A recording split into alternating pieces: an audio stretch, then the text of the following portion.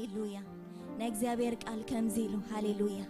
حقوس اكزابير حيلكم يمو هاليلويا ايتغوهايو امين حقوس اكزابير حيلكم يمو ايتغوهايو هاليلويا لو ما انتي ناكزابير حقوس اوجالو ناكزابير حقوس هاليلويا هاليلويا كم زغنب لاينا نفسنا اسكه بمدحان كان بمدحاني خن تحقوس نفسي كن بلاينا هاليلويا بمدحان كن بمدحاني خن تحقوسي هاليلويا منجي ناي حقوسنا نسو سلازغونا هاليلويا ناي حيلنا منجي ناي اكزابير حقوس سلازغونا هاليلويا يس هاليلويا سلازي دقيمة حقوس اكزابير حيل خاي هزب املا امين هزب املا حقوس اكزابير حيل خومي هاليلويا راجا قادانا ماكرادي على باقادينا ماس هاليلويا اكزابير ايلوات انيو امين عب زمانات كله هاليلويا اكزابير نزل عالم تانيعو زنبر املاغي هاليلويا بناتنا كونتات ايلوات انيو اكزابير نحنا بنحالفو نقرات اكزابير ايلوات انيو هاليلويا سلازيو كمزي لون ياقوب هاليلويا عطا ياقوب كميل كمقدي كاب اكزابير حبئتي اتبل فرديسي كاب املاغ حليفو يتبل هاليلويا اتنوسنات مدري زفت ارى اكزابير نسو كم زي دكمن كم زي حللن عمرو كم زي دكمن هاليلويا اي تفلت اندو هاليلويا ارى اذا املاخ زي اي دكمنيو اذا املاخ زي اي لوطنيو بناتنا نقرات بناتنا نحلفو غودناتات اي لوطنيو هاليلويا بمنتاي نحلفالنا لومي بزي قدس نسو جن ابزفانو الله نسو جن اي لوطنيو ارى يوجالو اكزابير اي لوطنيو اكزابير نتزبلو كي غبرو هاليلويا راكالا باغادينا ماكراديانا ماس هاليلويا اكزابير ايلوطني اب زمننا اكزابير ايلوطني نسو صنيعو يزنبر هاليلويا سلازي تردينا نز مزمور كنزمروينا هاليلويا هاليلويا هاليلويا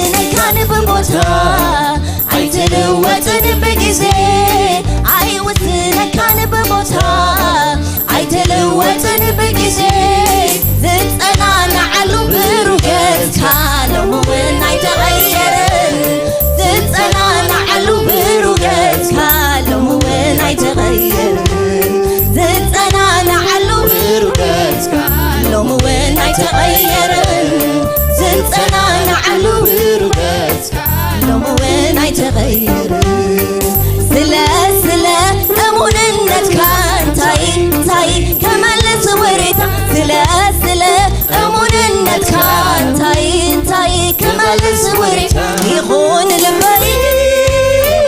يخون بقدي كل انتنا يخبر خاطراي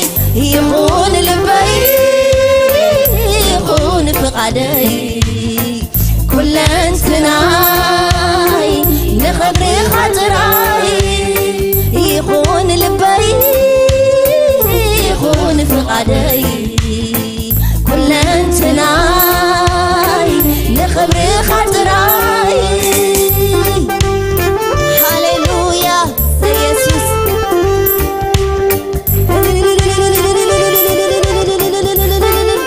አይተለወጥኒ እግዚአብሔር ሃሌሉያ ቦታን ጊዜና ይወስነካኒ እግዚአብሔር ሃሌሉያ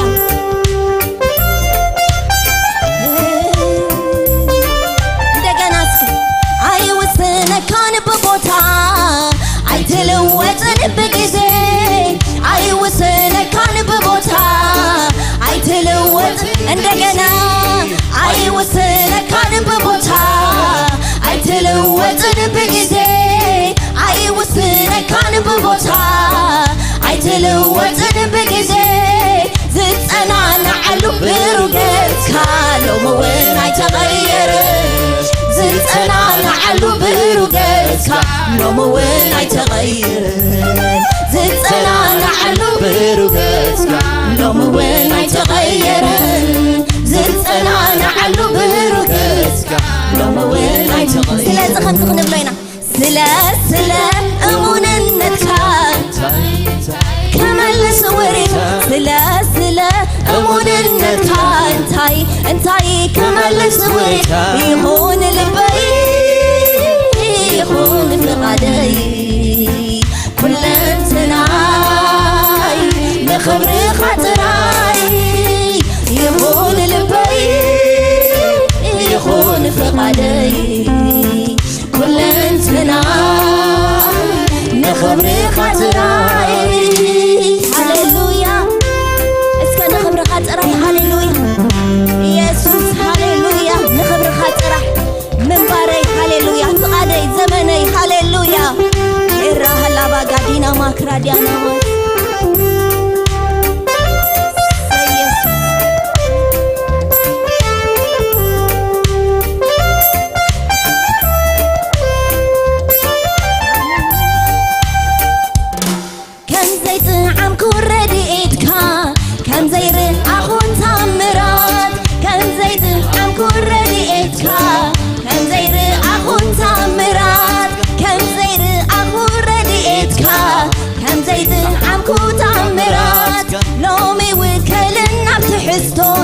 مسملعك عن دلتي لومي وكلن عبتحستوي مسملعك عن دلتي نزل عالم من بريي أمون أملاك سنكاي بارك نزل عالم من بريي أمون أملاك سنكاي بارك عندك ناسك كم زيت عم كوري إتكا كم زيت أخون تعمرات كم زيت عم كوري إتكا እግዚአብሔር ረድኤት ጥዒመ ዝብል ሃሌሉያ ከም ዘይርእ ኣኹ ረድኤትካ ከም ዘይጥምዓምኩ ተኣምራት ከም ዘይርእ ኣኹ ረድኤትካ ከም ዘይጥምዓምኩ ተኣምራት ሎሚ ውከልን ኣብ ትሕዝቶይ ምስ መላእካ ንድሌተይ ሎሚ ውከልን ኣብ ትሕዝቶይ ምስ መላእካ ንድሌተይ ንዘለዓለም መንበረይ أمون أملاك سنكاي بارك نزل عالم هاليلويا سيسوس نزل عالم من برينا نسخاي خازيابي نوكلو تحسونا يكونن هاليلويا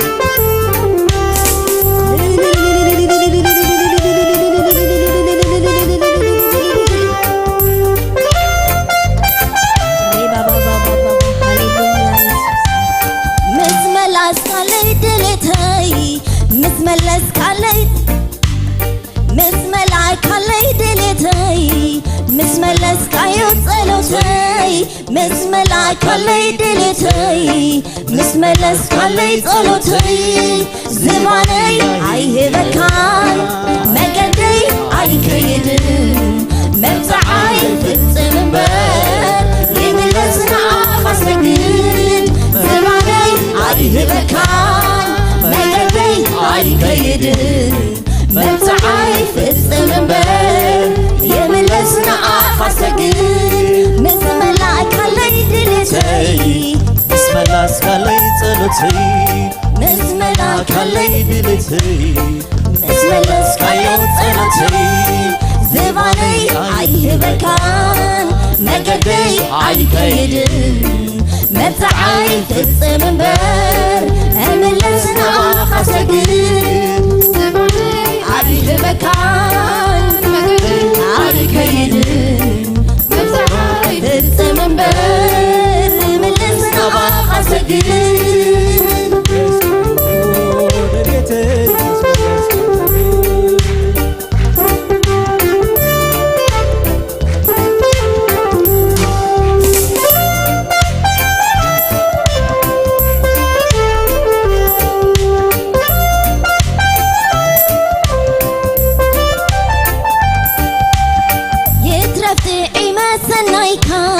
ترخبن كوات سببا يترفتي عما سنايكا ترخبن كوات سببا عستما قيرا محرتكا كميل رسحو أبرهوا فغيرقا عشش عيبلون بزيكا خاوا قايب الليل وحسي خايسوسي من برد العلي علي خونك أمنكا همنكا ملو زمني قالي خونك أمنكا همنكا ملو زمني مسكني نع خاطري مزموري نع خاطري مقل قالي نع خاطري مسكني نع خاطري نع خاطري مزموري نع خاطري مقل قالي نع خاطري مسكني نع خاطري زغدتي نع خاطري مزموري نع خاطري مقل قالي نع خاطري مسكني نع خاطري زغدتي نع خاطري مزموري نع خاطري مقل قالي نع خاطري مسكني نع خاطري زغدتي نع خاطري مزموري نع خاطري مقل قالي نع خاطري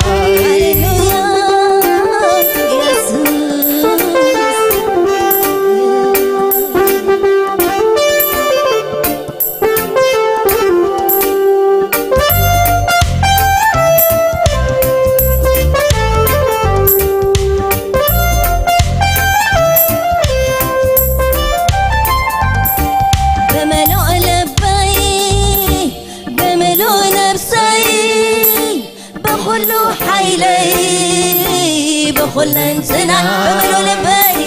بملو لبي بملو نفسي بخل انتنا بخل حيلي بخل انتنا بملو لبي اندقنا بملو لبي بملو نفسي بخل حيلي بخل انتنا تلعي لنا من الخوف تخبروني قويتا فالفيلو كان عفري بزح مسقانا بملو لبي بملو نفسي بملو حيلي بخل انتناي بخل انتناي تلعي لنا من الخوف تخبروني قويتا فالفيلو كان عفري بزح مسكانا بملو لبي بملو لبي بملو نفسي زهد بعملة بملو حيلي بخل انسنا بملو لبي بملو نفسي بملو حيلي بخل انسنا تلعي لنا من الخوف تخبروني قويتا فالفيلو كان عفري بزح مسكانا ما تقلخو كزمر ما تقلخو كملخ ما تقلخو كعلل ما تقلخو كسجل ما تقلخو كزمر ما تقلخو كملخ ما تقلخو كعلل ያለሁ እሰግድ በመለኮት ያለሁ እዘምር ወዝ ያለሁ ከዕልል ያለሁ ከምልል ያለሁ እዘምር ሃሌሉያ እዘምር ወዝ ከዕልል እሰግድ ኣብ ቅድሚኻ ወየሱስ ሃሌሉያ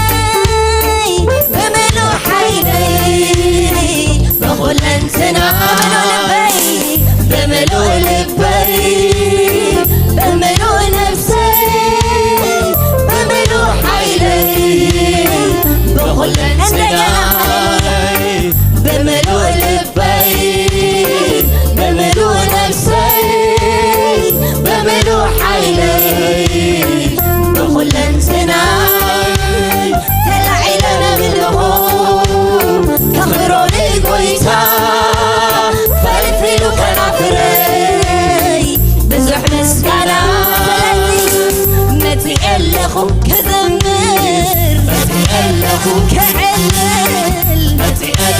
كمسجن كعلل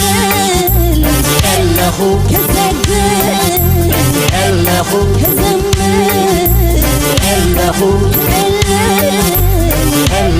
كشبشب هللويا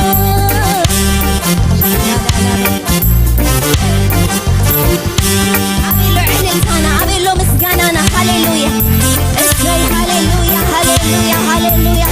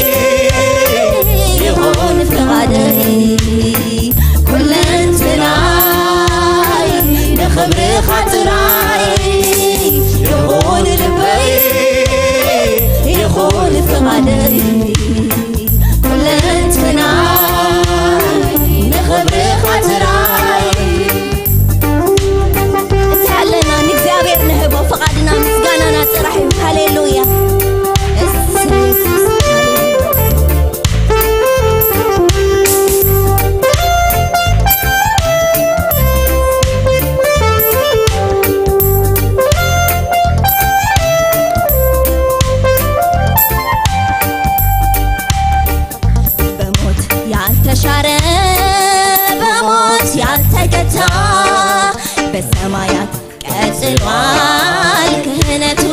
ጌታ ሌሎች እንዳይኖሩ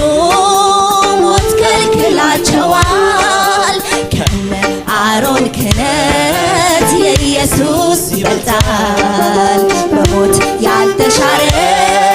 በሞት ያልተገታ በሰማያት ቀጥሏል የኢየሱስ የጌታ ሌሎች እንዳይኖሩ ሞት ከልክላቸዋል ከነ አሮን ክህነት የኢየሱስ ይበልጣል ካህኔ እንደ መልከ ጼዴቅ ካህኔ ለዘላለም ሹመት ካህኔ ለኔ ሕይወት መዳን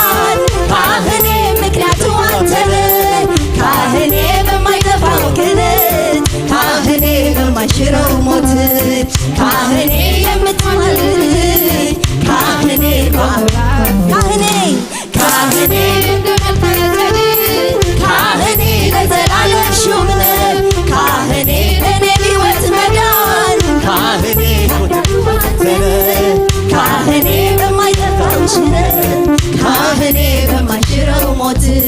ካህኔ የምትማልድልኝ ካህኔ ቆመ በአብ ፊት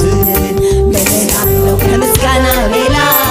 እሰጣለሁ ከማመስገን በቀር በማለዳ በመንግሥት በማታ አምላኬ ሆይ ክበር ልበር ክበር ምን እላለሁ ከምስጋና ሌላ እሰጣለሁ ከማመስገን በቀር በማለዳ በቀን በማታ አምላኬ ሆይ ልበር ክበር ክበር ምን እላለሁ ከምስጋና ሌላ እሰጣለሁ ከማመስገን በቀር በማለዳ በቀን በማታ አምላኬ ሆይ ልበር ክበር ካህኔ ካህኔ ለዘላለም ሹም ካህኔ ለሕይወት መዳን ካህኔ ምክንያቱ አንተ ነህ ካህኔ በማይጠፋው ክህነት ካህኔ በማይሽረው ሞት ካህኔ የምትማልድልኝ ካህኔ ቆመ በአብ ፊት ምን እላለሁ ከምስጋና ሌላ ምን እሰጣለሁ ከማመስገን በቀር በማለዳ በጸሎት በማታ አምላኬ ሆይ ክበር ክበር ምን እላለሁ ከምስጋና ሌላ ምን እሰጣለሁ ከማመስገን በቀር በማለዳ በቀን በማታ አምላኬ ሆይ ልበል ክበር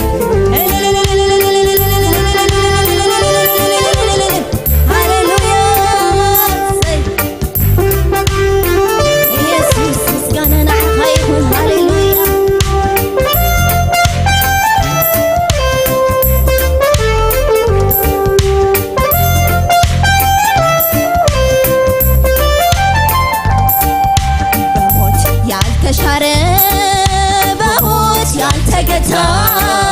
በሰማያት ቀጥሏል የኢየሱስ የጌታ ሌሎች እንዳይኖሩ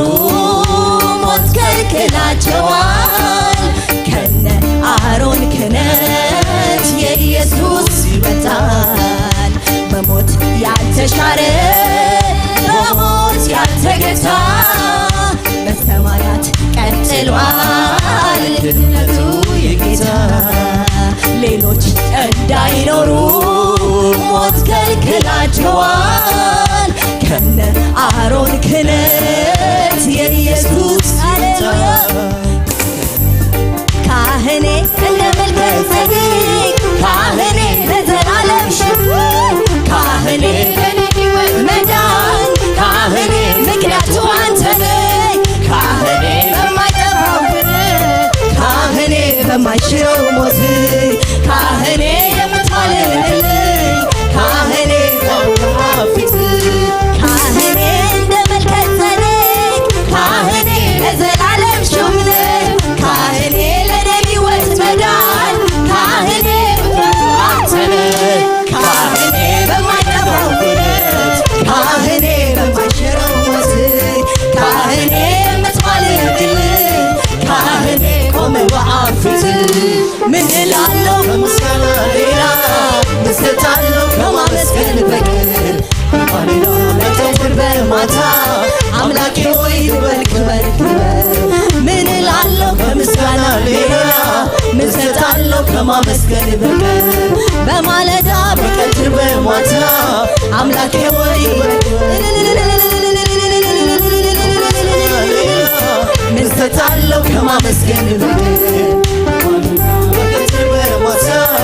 አምላኬ ሆይ ልበል ክበር ክበር ሃሌሉያ ስምህ ይባረክ ሃሌሉያ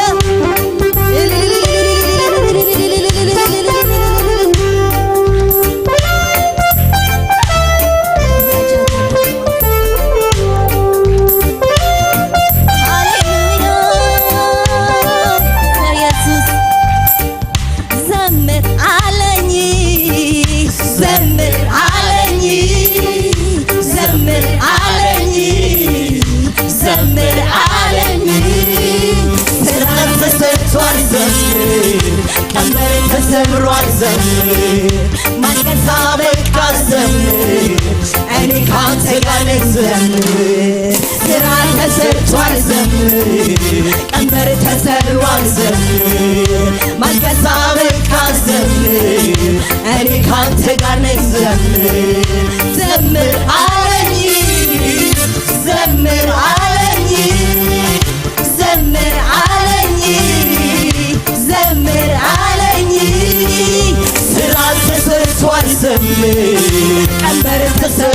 ዘምር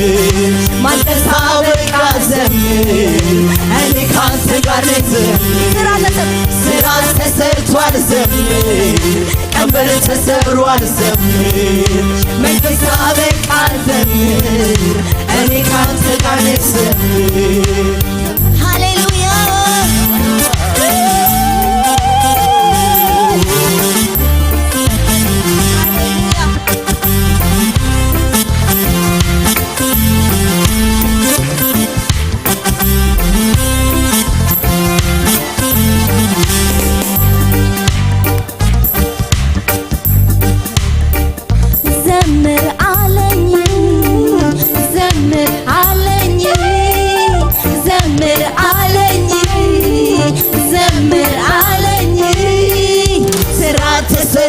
ዘምር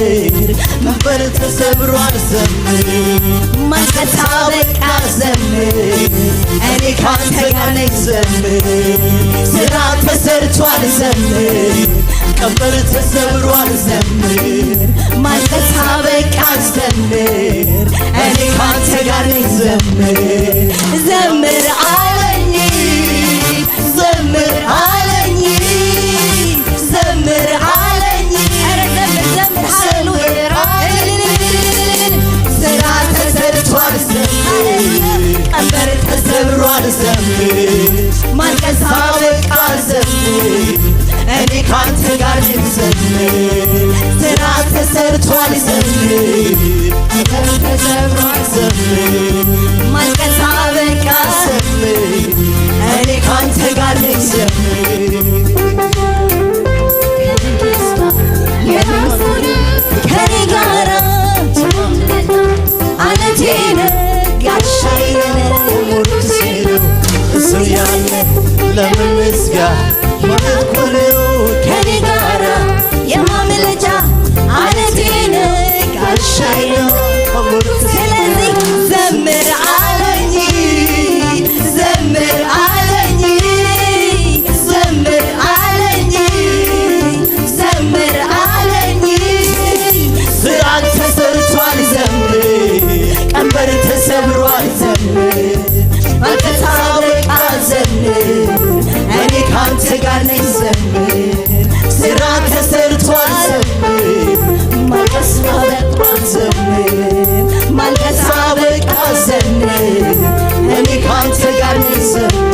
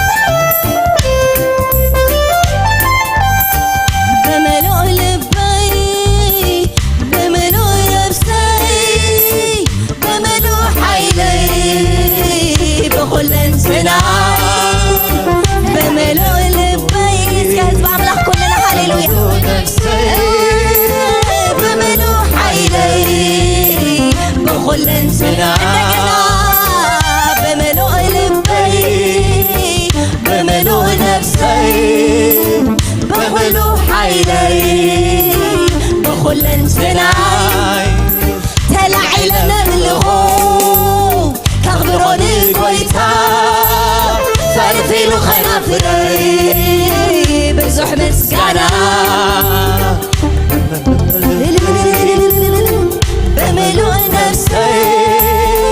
በምሉእ ሓይለይ ብኹለንትናይ የዛዕባ ኣምላኽ በምሉእ ነፍሰይ ብኹሉእ ሓይለይ ብኹለንትናይ ተላዒለ ነምልኾ ከኽብሮኒ ጎይታ ፈልፊሉ ኸናፍረይ ብዙሕ ምስጋና ፈልፊሉ ከናፍረይ ብዙሕ ምስጋና ፈልፊሉ ከናፍረይ ብዙሕ ምስጋና ፈልፊሉ ከናፍረይ ብዙሕ ምስጋና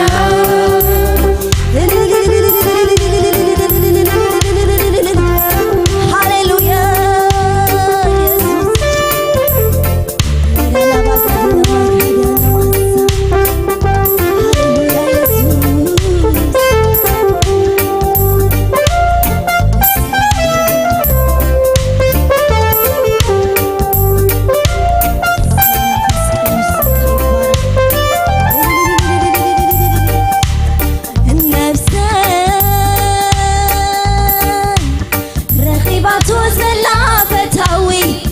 زمرت كمان من العلي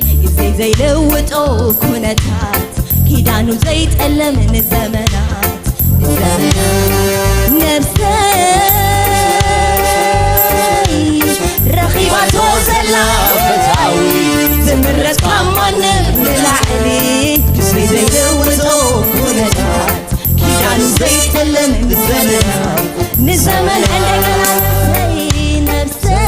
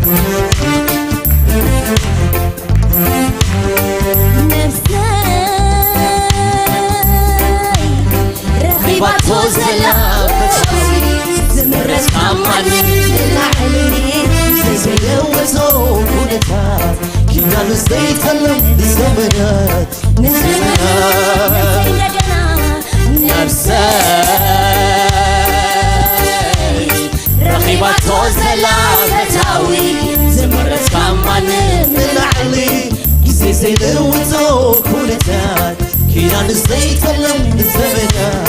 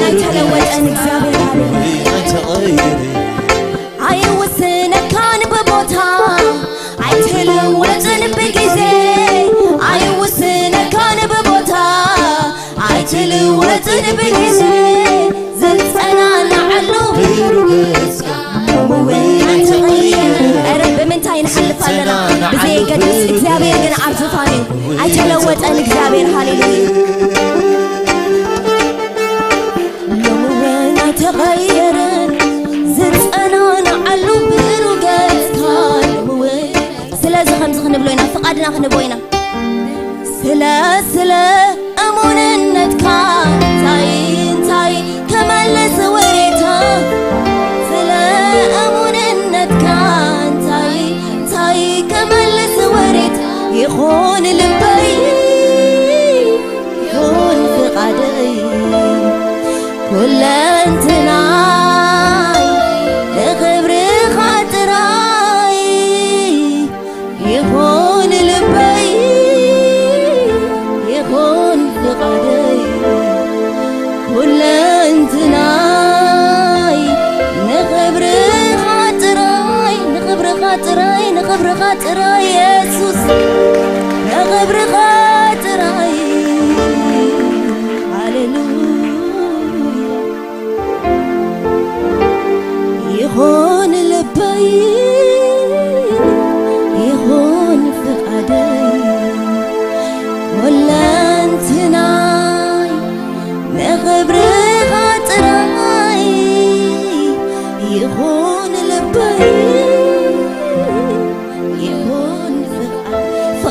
زهبنا أملاخ ما هب زعب نجري لنا حواتي هاليلويا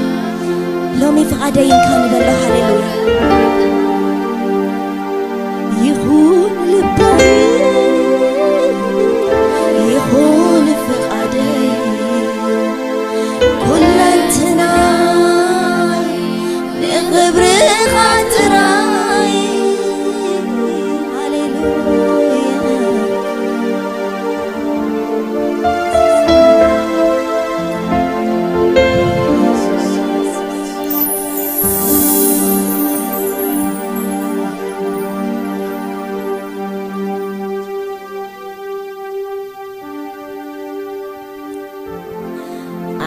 حزن دواي بلن أزيز ديوت زيت أباي وريد ديوت علي لويت واي يسوسني وتاي لم غير ومدر بداي عن جربي بوا كل انتناي عن جربي بوا كل انتناي عن جربي بوا كل انتناي عن جربي بوا كل انتناي عن جربي بوا كل انتناي عيت حزن دواي بلن وريد ديوت زيت أباي فسيس ديوت حيلي العدي لويت واي يسوسني وتاي لملم ديو مدر بداي عن جربي بوا كل انتناي عن جربي بوا كل انتناي جربي بوا كل انتناي هاليلويا عن جربي بوا كل انتناي عن جربي بوا كل انتناي أبي يقول لي خوني نفس سفر طلعتي توكناي أملاخ مرخود مناتي أحلف وهبوني كسر تتصاررتي ورشاي جبتي أوج مسكناي أوج مسكناي نكزيابر أملاخي يأوج مسكناي علتها علتها علتها أوج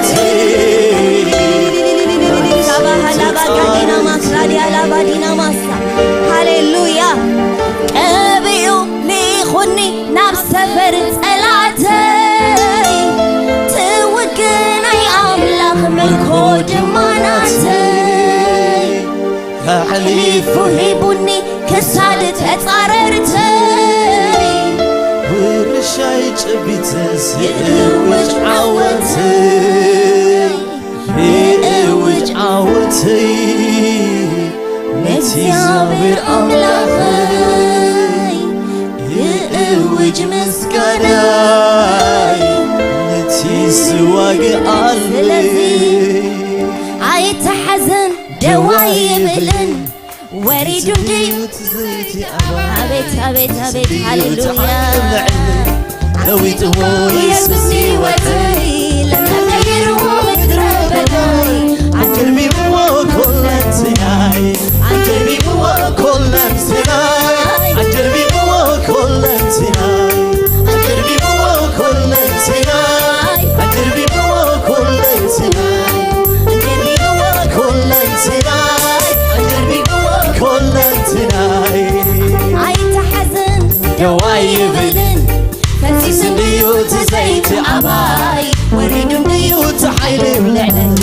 لويت وو يسوسي وتاي لما تغير ومدر بداي عن جربي بوا كل انتناي عن جربي بوا كل انتناي عن جربي بوا كل انتناي عن جربي بوا كل انتناي عن جربي بوا كل انتناي عن جربي بوا كل انتناي عن جربي بوا كل انتناي عيت حزن دواي بلن وريد ديوت زيت أباي وريد ديوت حليل العين لويت هو يسوسي وتاي لما غير عجربي وكلنتناي عجربي وكلنتناي عجربي وكلنتناي عجربي وكلنتناي عجربي وكلنتناي كلنتناي عجربي وكلنتناي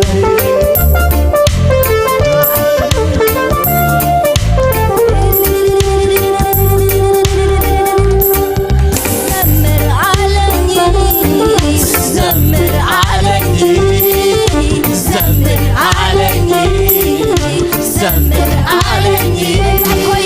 سرعان تسرتوال زمر كمبر تسبروال زمر ما تسابق زمر أني كانت غني زمر سرعان تسرتوال زمر كمبر تسبروال زمر ما تسابق زمر أني كانت غني زمر زمر علني زمر علني زمر علني زمر علني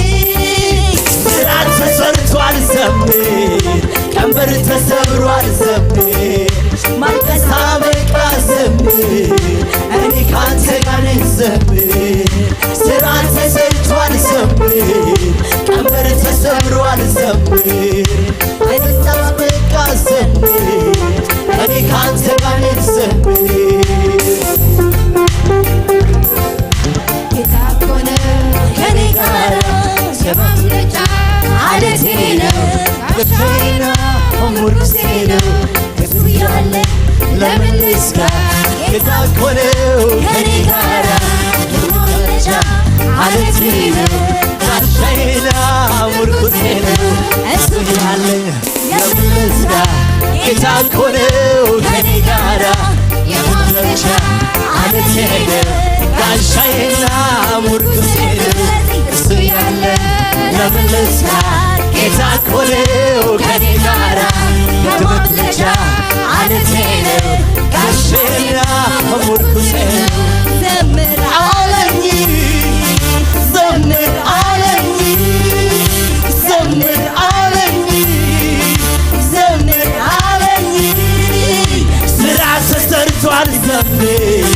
كمبر تسبر على الزمر ما تسابق على الزمر أني كانت غني الزمر سرعة سرت على الزمر كمبر تسبر على الزمر ما تسابق على الزمر أني كانت غني الزمر اسو ياله لمن لسكا كتابنا كني قارا شباب نجا عادتنا عشينا أمور كسينا اسو ياله لمن لسكا كتابنا كني قارا شباب نجا عادتنا عشينا أمور كسينا زمر علني زمر علني زمر علني زمر علني سرعة تسرت على الزمر كمبر تسبر على الزمر ما تسابق على الزمر أني كانت غني الزمر سرعة تسرت على الزمر كمبر تسبر على الزمر أني سابق على الزمر أني كانت غني الزمر هاليلويا يسوع هاليلويا እግዚአብሔር هاليلويا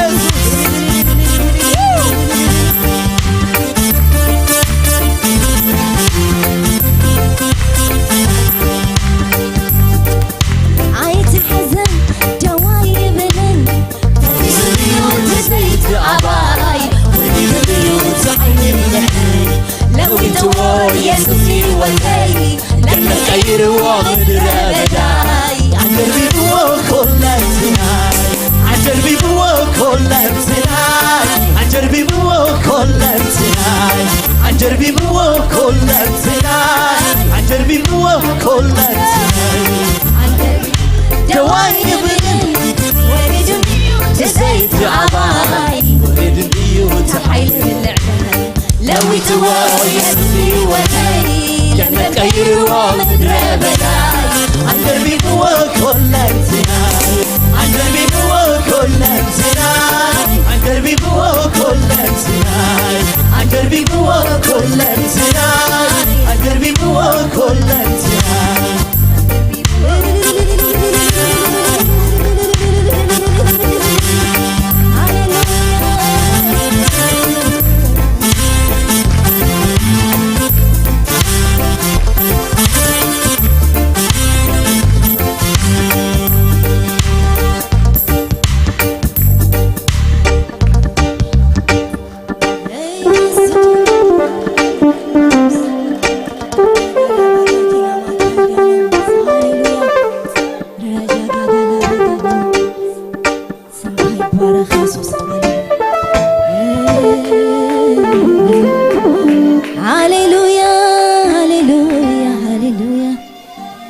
ጋዲና ማትራጋና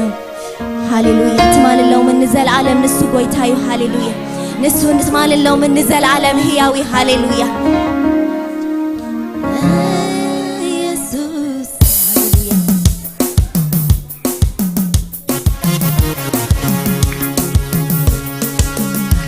ሃሌሉያ ሽብሸባ ነፃም ሃሌሉያ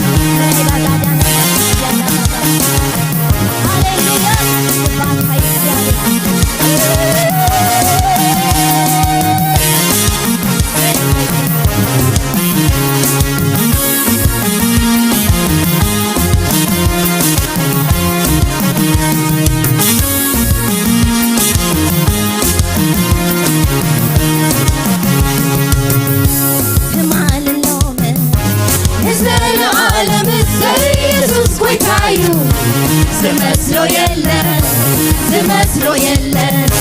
ትማልሎም ንዘለዓለም ኢየሱስ ጎይታዩ ዝመስሎ የለን ትማልሎም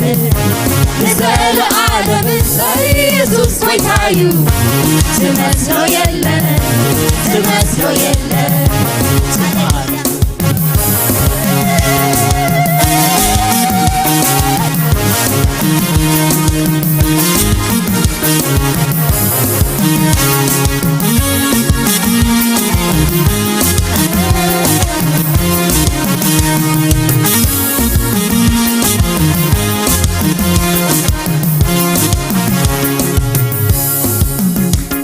ብዙሓት እዚኦም በብዘመናቶም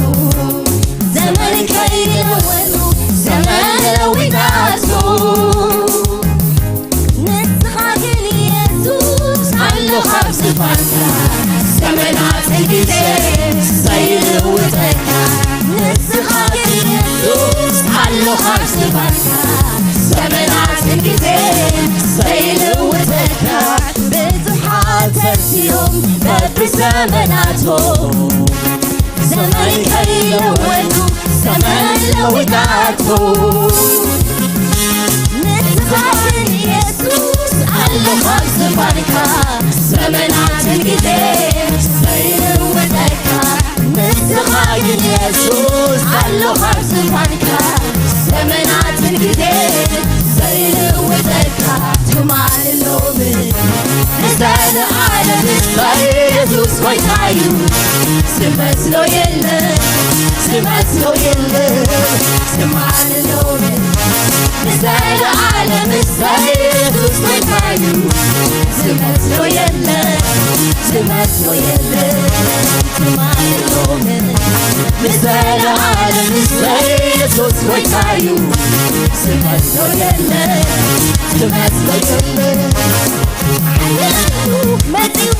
عللالو زمرالو مديوني زمرالو نازل واي تعزيك زمرالو كبرو فقر عيزك زانيالو زمرالو مديوني زمرالو عللالو مديوني عللالو نازل واي تعزيك زمرالو كبرو فقر عيزك قابيلو مسكانا تفت ويقامون عمل آخر كسب الكام عمل آخر كسب الكام مزموري تفت ويقامون عمل آخر كسب الكام عمل آخر كسب الكام حين الساعة تفت ويقامون عمل آخر كعل الكام عمل آخر كعل الكام الشمشمة تفت ويقامون عمل آخر عمل آخر الشمشمة الشمشمة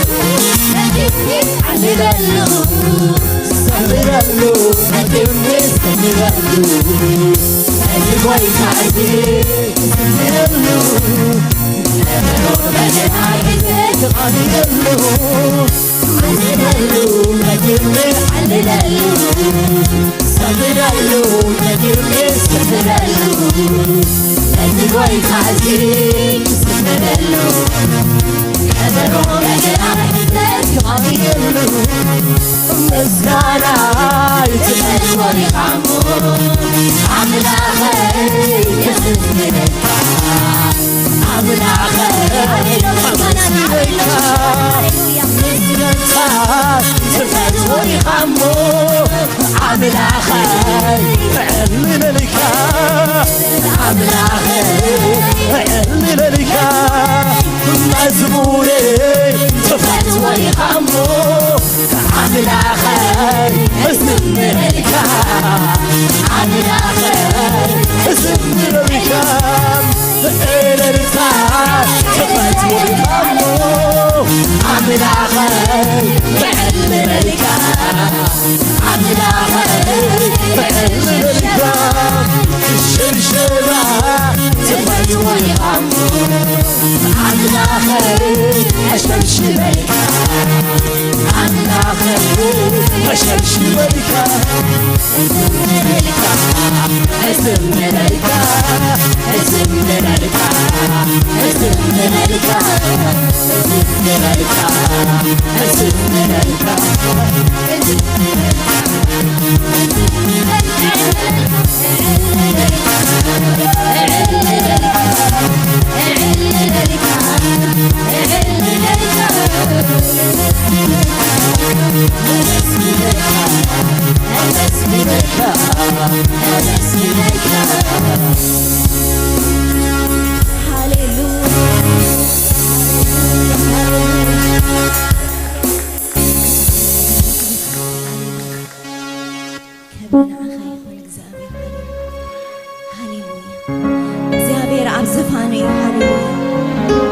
ብዙሓት እዚኦም በብዘመናቶም ዘመንካ ይለወጡ ዘመን ለውጣቱ ንስኻ ግን ኢየሱስ ኣለኻ ብዝፋንካ ዘመናትን ጊዜን ዘይለወጠካ ንስኻ ግን ኢየሱስ ኣለኻ ብዝፋንካ ዘመናት ጊዜን ዘይለወጠካ ትማልሎምን ንዘለዓለም ኢየሱስ ጐይታ እዩ ዘመስሎ የለን ዘመስሎ የለን ዘመስሎ የለን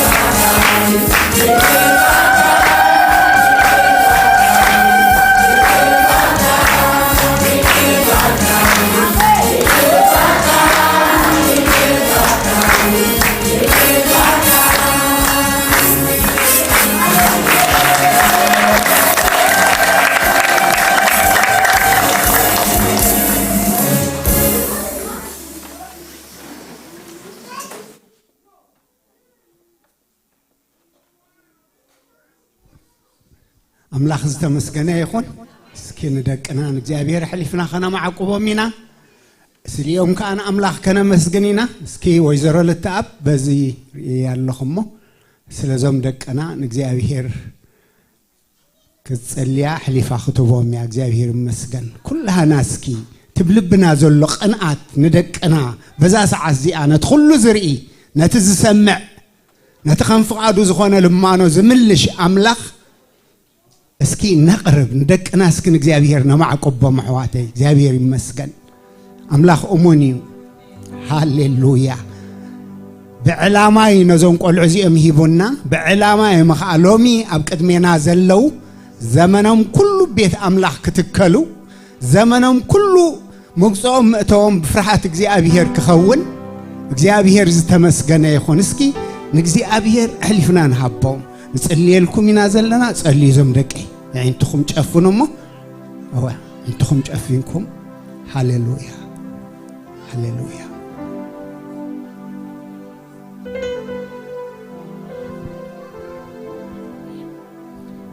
جيت يبارك انا كاي حسب كنا باستر تصوي النمبر اجيو كلنا هنا نصلي هم زغرنا حبيبنا بحسبنا ندقم ندقمنا نعقد نصلاي ناقوم زرع زبله حايل يبلون ندحر نحنا حبيبنا ينبدوم إذا قاب كلنا علوي تحيا على مسانا هاليلويا هاليلويا هو الرب تريج برا الحمدين شرب تريج تبارك له الأملاك جيتها تمسكن أنت لو جيتها تمسكن أتبرخ أبو ولد سوى بيتك زي أبيهري الكنا زي ذهب كنا جيتها زي ذهب كنا جيتها نايكا جيتها شخمي بكاني صلي سلولد الكاني صلي سلتولد الكاني رحنا مريض شمتا جيتها بيسوع كريستوس سمحجي زم تنجا زيهم أبكر تمر اليوم دلو تحتيهم دلو أما حسن دلو زمت خلو حيزي أبكر محي قرهم الله نيتحيا ويتي إلكه بكالله تقبلك أخذت أيق السخاء جيتها مسخ السماء مع الله أبدي أخسرهم ناي كبر حجرك نأخذ طعمه بحاوي منفس وصو ونقل حوخ وصو نمدر خناوصو نابس العب بقل كوصو حايل اليوم كون بيسوس دم كقصر كوم هاللويا بيسوس كريستوس نزام در لو تزمصو نمدرم لو تزمصو نبيتسبم لو تزمصو نزام در لو تزمصو نبيت تمرتم لو تزمصو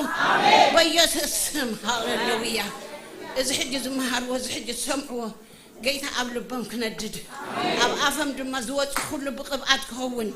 كاب حج جيتها بيسسم أب نفس وكفم قبعات كاخ تقمت مستوى على الطباب كتكونم كفوق كاب طبق فليم كفلتو نتخفق خنا القوة نتطبق كحزو نخبب كوام نفنعخ هابكوها نوعشك كوام نابقم تتأمت نابقم عين زفتت نابزي تتقاقم بيسوس كريستوس محوها بسماي تبلعيو بيسوس مخرق قديده اجندو قديده دربخوم بيسوس سم حطركوم بيسوس سم صوركوم نتامن ايتك نتحياوي نتذهبي نتوهبي نابايز مس وصني زبلك نعم حدرا نحبك علينا حدرا دي تبلع عملك كبر كله سجدت جنان وداسي أملخه تطقليلو أم محداري خيطه ود خبي يسوع كريستوس هي وقدس العالم والسم آمين እግዚአብሔር ይባርክ ሰላም ኪ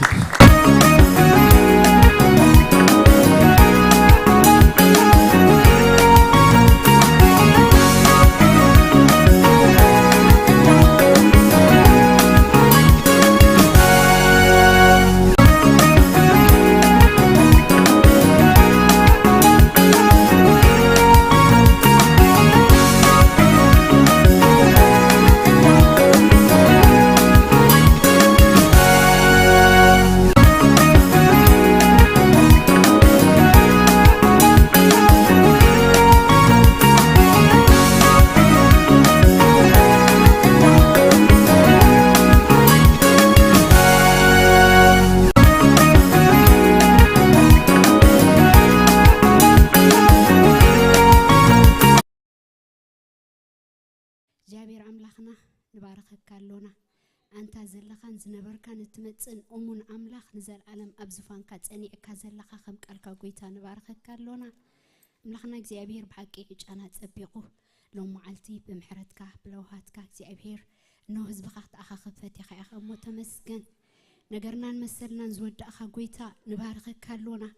ኩሉ በአኻ ይኾይኑልና እግዚአብሔር አምላከይ ጥዕናና ከባና ከባኻ ምትሳአና ድቃስና ኩሉ እግዚአብሔር አቲና ሙጻአና እግዚአብሔር ከባኻ እሞ ደጊምና ንሽምካ ንባረኻሎና አምላክና እግዚአብሔር ካባና ዝኾነ ነገር ወላ ሓንቲ ከምዚ የለን ፈልጽ አሎና ሓንትስ ክንገብራ ዘለና ጎይታን አኻ ምስዓብን በአኻ ምሕጓስን እሞ ጎይታ ህዝብኻ ደጊመ ብዝሕዞ ዘበለኸይ ተተሓዘ ሓጎስ ኩሉ ንዓኻ ቀዲሙ በአኻ ይተሓጎስ ብል ኣለኹ ጎይታ እግዚአብሔር እጅ ድማ በቃልካ ተዛረበና ኢየሱስ ክርስቶስ ስልጣን ቃልካ ንዓና መብራህቲ ጎይታ ካብ ጸልማት ዝኣሊና ካብ ትንኸዶ መንገዲ ንዓኻ ዘይኽብር ዘበለ ንውሽጥና ዝዛረብ ምስ መንፈስካ ኮይኒ እሞ ጎይታ ትጽሩይ ዝኾነ ቃልካ ሎ መዓልቲ ህዝብኻ ይስማዕ ይብል ኣለኹ እግዚአብሔር አምላኸይ ስለሞ ባናን እሽርን ድማ እንጽልይ ኣለና ጎይታ ብኡን ንስኻ ክበር ስለ ዝግበር ኩሉ አገልግሎት ኣብ ላዕሊ ይኹን ኣብ ታሕቲ ንስኻ ሕለፎ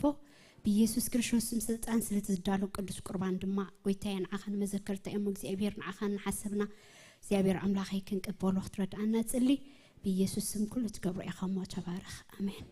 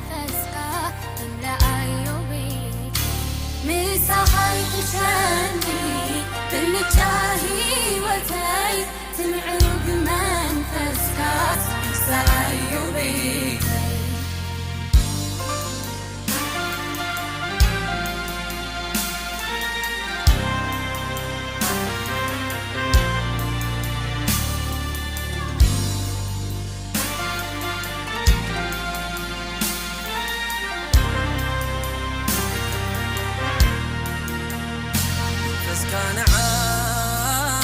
يحشاني نسخانعاي تبلتاني منفس كانعاي يحشاني نسخانعاي تبلتاني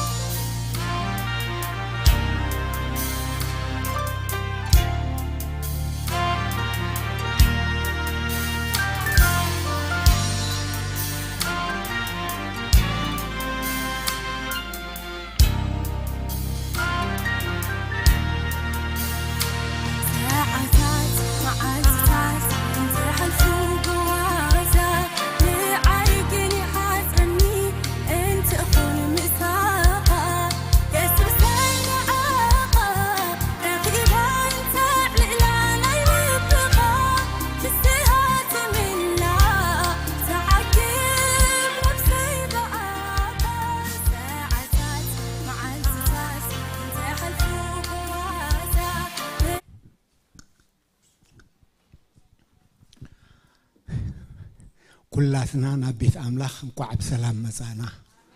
كما يكأنيهم بأملاخ بقويتا كل سلام ديو እግዚአብሔር ዝተመስገነ ይኹን أي حد كان عششون كتو أي بلك كان زبل أملاخ أمون سلزخوني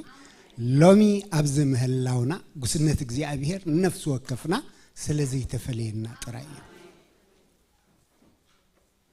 سلا سلزي اللي يكونن ديابلوس مسكرنو الله እግዚአብሔር ከዋልታናይ እንባናይ ጸግዕናይ ክብርን ሱም ይኹን እሞና ሓድሕና ደ ሰላም ክንበሃል አቡ ኸለና አወ ናቤት አምላኽ እንቋዕ ደሓን መጻእካ እንቋዕ ደሓን መጻእኪ ንበሃል እስኪ ክብረት ይጽቡቕ ነገር እዩ እግዚአብሔር ይመስገን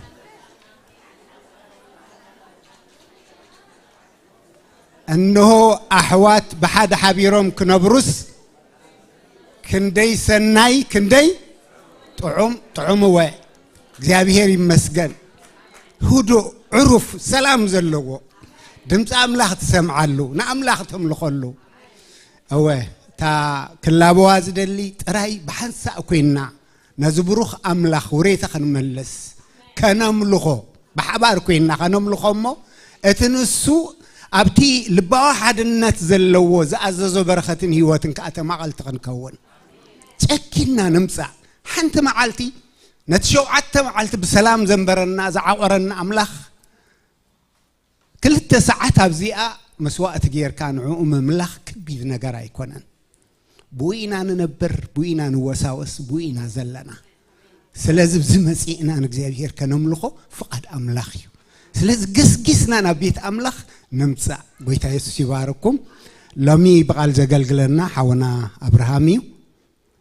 نابز عد مكة welcome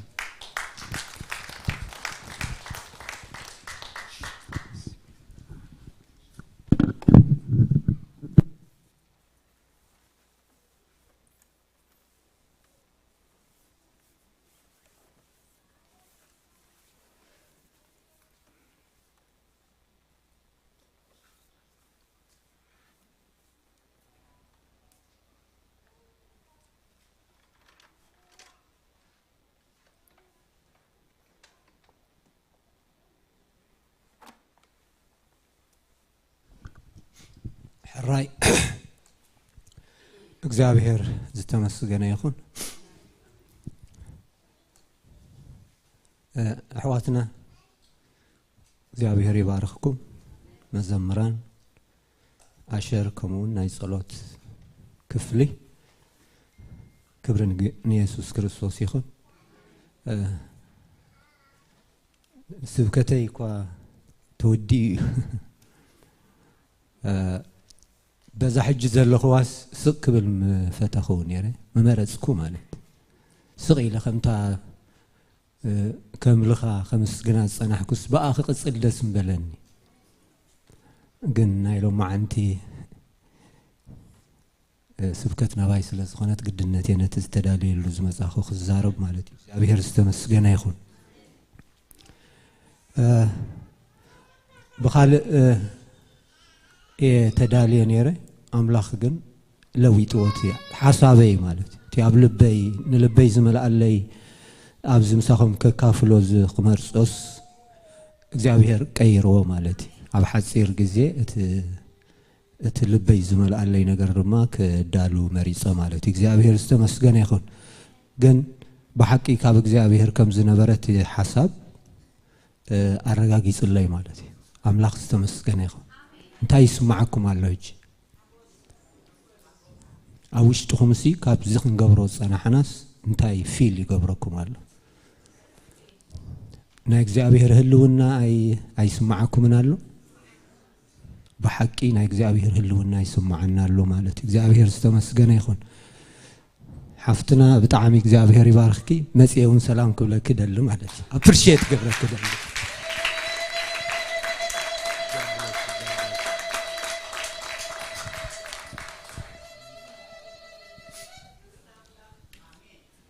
ምክንያቱቲ እቲ አመራር ጻናይቲ መዝሙርሲ ምስተመለኽተይ ስለዝኸደለይ ማለት እግዚአብሔር ዝተመስገነ ይኹን እድናይሎ ማዓንቲ መልእኽተይ ቲያብ ልበይ ዝመጸኒ ማለት እዩ ዝተዳለኽሉ ይሕጸርየን ዋሕብ ዘይገድስ አምልኾ ዝብል እግዚአብሔር ዝተመስገነ ይኹን አምልኾ worship worship አይኮንኩን ዝብዘለሁ worship ናልባት እግዚአብሔር ዝተመስገነ ይኹን አምልኾ ወይ ድማ ስግደት በዝበዝሐ ጊዜ ኣብቲና እንግሊዝኛ አምልኾ እዩ ዝብሎ ባቲ worship እዩ ዝብሎ ኣብቲ ትግርኛ ኸ ነቲ አምልኾ ብፍላይ ዝትከኦ ድማ ስግደት እዩ ዝበዝሐት ተደጋጊሙ በትርጉም ክትሪኦ ከለኻ ግን እቲ ስግደትን አምልኾን ሓደ ትርጉም ይዝህሎ ማለት እግዚአብሔር ዝተመስገነ ይኹን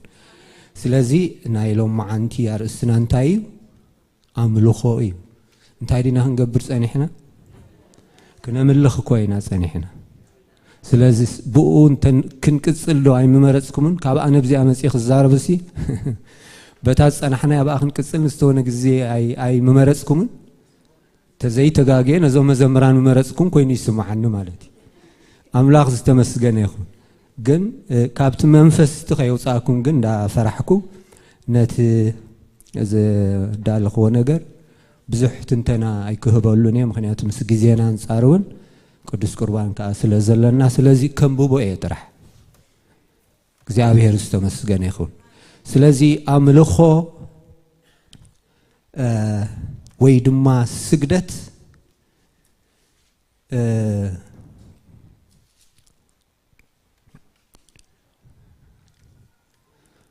ኣብ ሰማይ አምልኾ እዩ ዘሎ አሜን ዶ ስራሕ የለን ኣብኡ አምልኾ worship እዩ እግዚአብሔር ዝተመስገነ ይኹን እንዳተደነቕካ እዚ ኣብ ራእይ ዮሐንስ ኣብቲ 4ይ ምዕራፍን 5ይ ምዕራፍን ዘሎ ትዝክርዎ ኢኹም ስለዚ ኣብኡ እንታይ ዘሎ አምልኾ worship እዩ ዘሎ ብዝተዋሃደ ሙዚቃ ማለት እግዚአብሔር ዝተመስገነ ተም 24 ሽማግለታት ቶም 4 እንስሳ ቶም 7 መላእኽቲ ማለት እግዚአብሔር ዝተመስገነ ተዋሂዶም ንእግዚአብሔር እንታይም ዝገብሩ ምስጋናዮም አምልኾዮም ይግረሙዮም ማለት እግዚአብሔር ዝተመስገነ ይኹን ስለዚ ህይወትና ንሕጂ ብዚ ስለዘለና ከምዚ ፓስተር ክብሎ ጸንሕቲ ሰይጣን ከዓ ስለዘሎ ብዚ ስለዘይተኣስረ ብዙሕ ነገር ስለዝሕዘና እምበር ንአምልኾና ስለዝዓግቶ ንአምልኾና ስለዚ ማለት ነፃ ኮይና ንአምላኽ ንኸይነምልኽ ብዙሕ ነገር ዘሰናኽናና ነገራት ስለዘሎ እምበር ስራሕና አምልኾ እዩ አሜን ንአምላኽ ኣድኒቕና ንአምላኽ قليس كادو يودع بقالات زرزير كاخت ودو يكال أي تودوني خاك زابير السمسجن يخون سلازي هيواتنا بملو أنتاي أملو خوي زابير السمسجن يخون سلازي أبزيار استي انتاينا خندري مجمّريا ترجم أملو خو خندرينا بدحريو خاب خمين أملاخ نملو خو نبل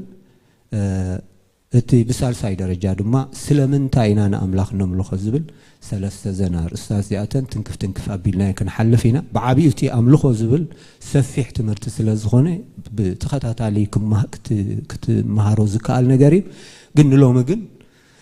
أتي صماق تحسون عيتي أرسي كن رئينا أجزاء هرستمس جنيخون كم تي تذكروا أبز حلفة ماسي نوفمبر 10 دينيرو حاولنا تشي أبزي كجلجلنا خلو انتاني راتار سو تذكروا عليهم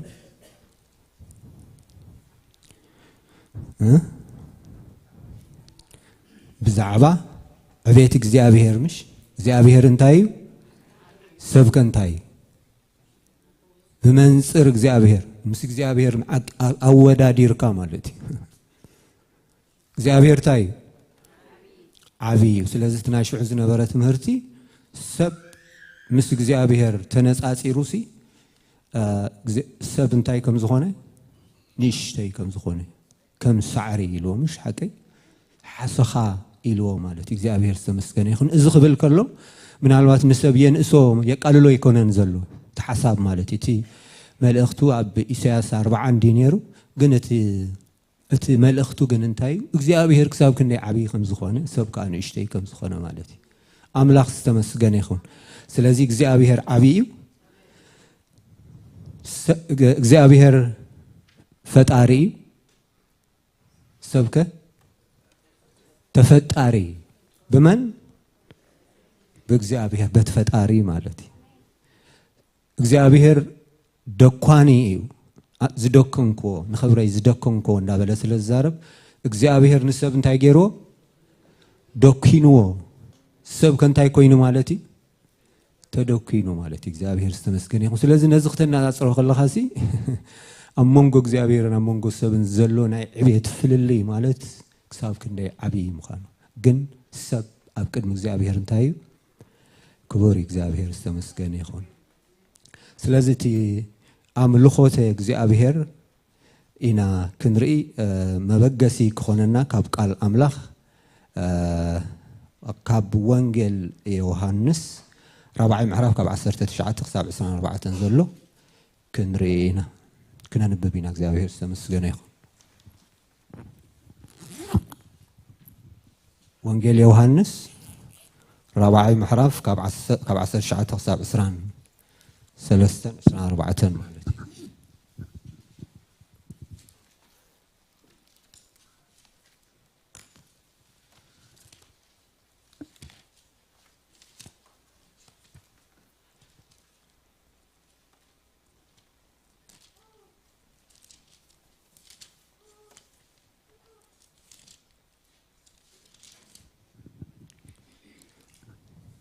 كاب 19 تخساب 24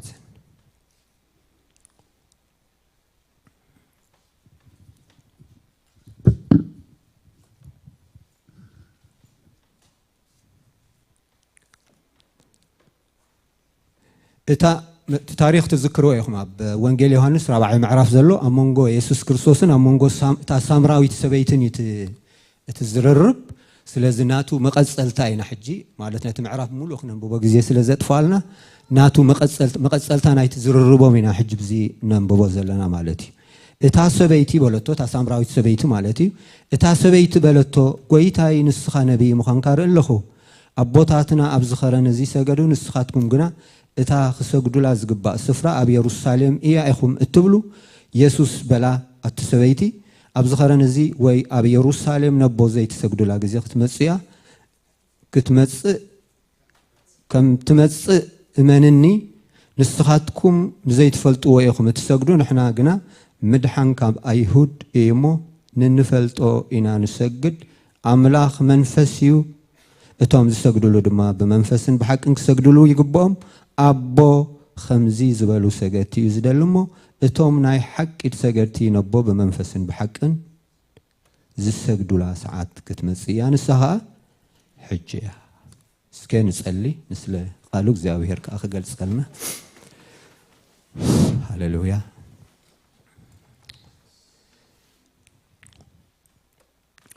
ኣምላኽ ሕጂ እውን ደጊምና ክብሪ ንህበካ ኣሎና ምስጋና ንህበካ ኣሎና እግዚአብሔር ኣምላኽና ክብሪ ክትወስድ ምስጋና ክትወስድ ይግባእካ እሞ እግዚአብሔር በቃላት ከናፍርና እግዚአብሔር ክብሪ ንህበካ ኣሎና ሓሳባት ልብና ምስኻ ትፈልጥ ኢኻ በቃላት ከናፍርና ግን እግዚአብሔር በዛ ሰዓት እዚኣ በቲ ንሕናውን እንሰምዖ እግዚአብሔር ኣምላኽና ደጊምና ነመስግነካ ኣሎና ዕድል ስለ ዝሃብካና እግዚአብሔር ኣምላኽና ብሓቂ ንጉልበትና ስለ ዘጽናዕካዮ እግዚአብሔር ኣምላኽና ስፍራ ስለ ዝሃብካና ኣብ ናሕድሕድና እውን እግዚአብሔር ከም ዝኣመሰለ ሕብረት ስለ ዝሃብካና እግዚአብሔር ነቲ ድሙቕ ሽምካ ነቲ ክቡር ሽምካ ፀዊዕና እግዚአብሔር ብሕብረት ኮይና እግዚአብሔር ኣምላኽና ነመስግነሉ ቃላትካ እንሰምዓሉ እንመሃረሉ ናሕድሕድና ንጸናንዓሉ እግዚአብሔር ኣምላኽና እንሆ ስፍራን እግዚአብሔር ኣምላኸይ ቦታን ስለ ዝሃብካና ክብሪ ንህበካ ኣሎና ሕጂ ድማ እግዚአብሔር ኣምላኽና ደጊምና ብሽም ኢየሱስ ክርስቶስ እንሆ ነዚ ቃል እዚ እግዚአብሔር ኣምላኽና ንኸፍተሎና እግዚአብሔር መንፈስ ቅዱስ ንስኻ ሓላፍነት ክትወስድ ንሕና ድማ እግዚአብሔር ኣምላኽና ተማሃሮ ኮይና እግዚአብሔር ኣምላኽና ብመንፈስካ ኣብ ልብና ንዘምፀኻዮ ክንዛረብ ድማ እግዚአብሔር ኣምላኽና ንዕድመካ ኣሎና እግዚአብሔር ኩሉ ክብርን ኩሉ ምስጋናን ንዓኻ ይኹን ጊዜናን ሰዓትናን ኩሉ ተረከብ ብሽም ጎይታናን መድሓኒናን ኢየሱስ ክርስቶስ አሜን ሕራይ እግዚአብሔር ዝተመስገነ ይኹን ኣርእስትና ኢሎሚ እንታይ ኢና ኢልናዮ ዘለና ኣምልኾ ኢና ኢልናዮ ዘለና እግዚአብሔር ዝተመስገነ ይኹን ስለዚ ኣምልኾን ብዙሕ ግዜ ስለ ዝተሓዋወሰና ማለት እየ ኣብ መንጎ ኣምልኾን ጸሎትን ምስጋናን ዘሎ ፍልልይ ክንርድኦ ይደሊ ማለት እዩ ምናልባት ተሃቀና እውን ንሳ ክትከውን ትኽእል እያ ማለት እግዚአብሔር ዝተመስገነ ይኹን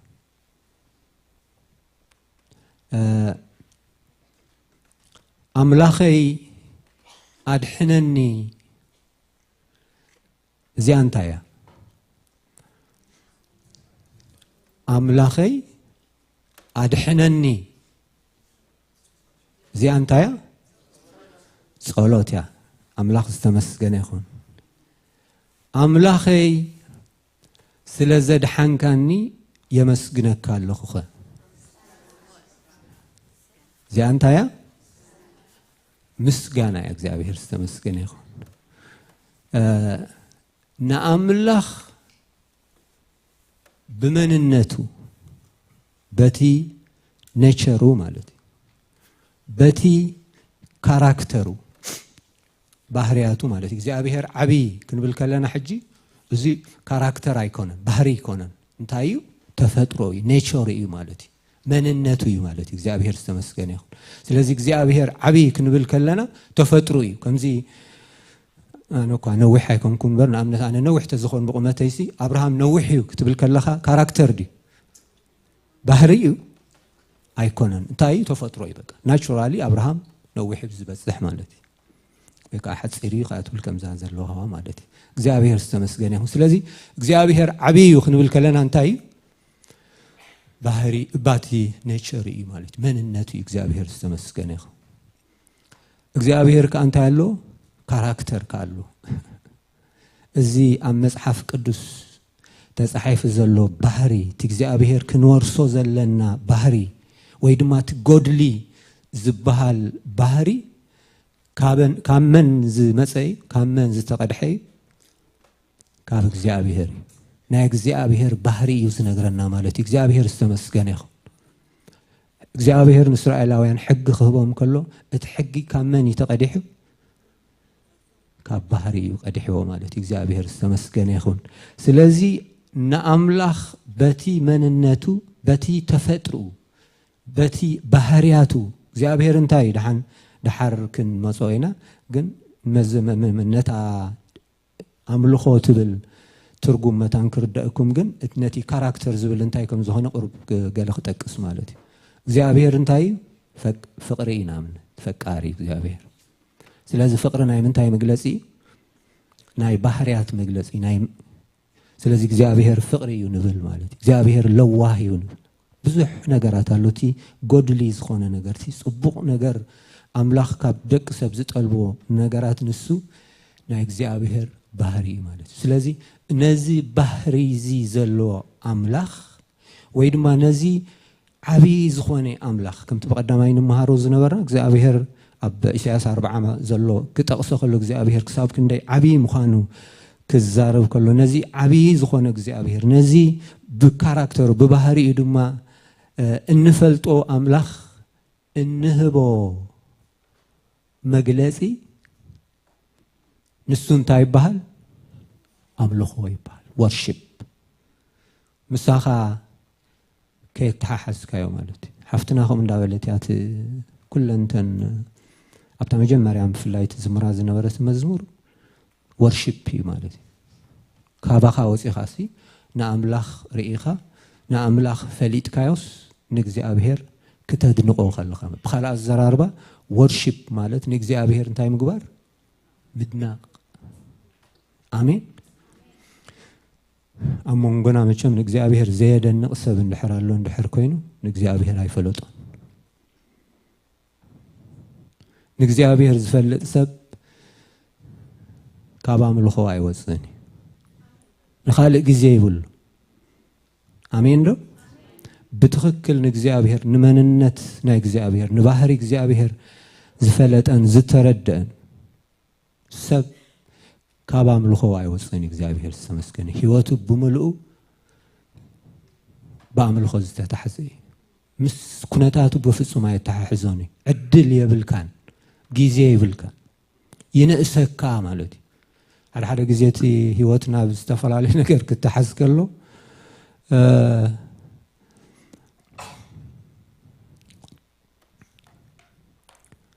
أبكر ما نجزيابير سلزي اللي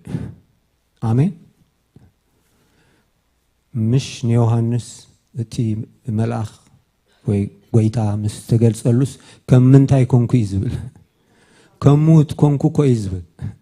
جزيابير كوتنا جزيابير عبيت سلزي رأنا يبقبو سلزي ترد أنا ينبر توم عسنا 4 ساعات توم عسنا 4 شماغلتكو عسنا 4 شماغلتات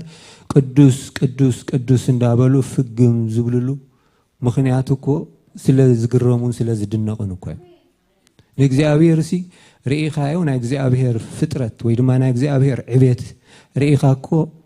ከይት ሃነኒኻ ትብል አሜን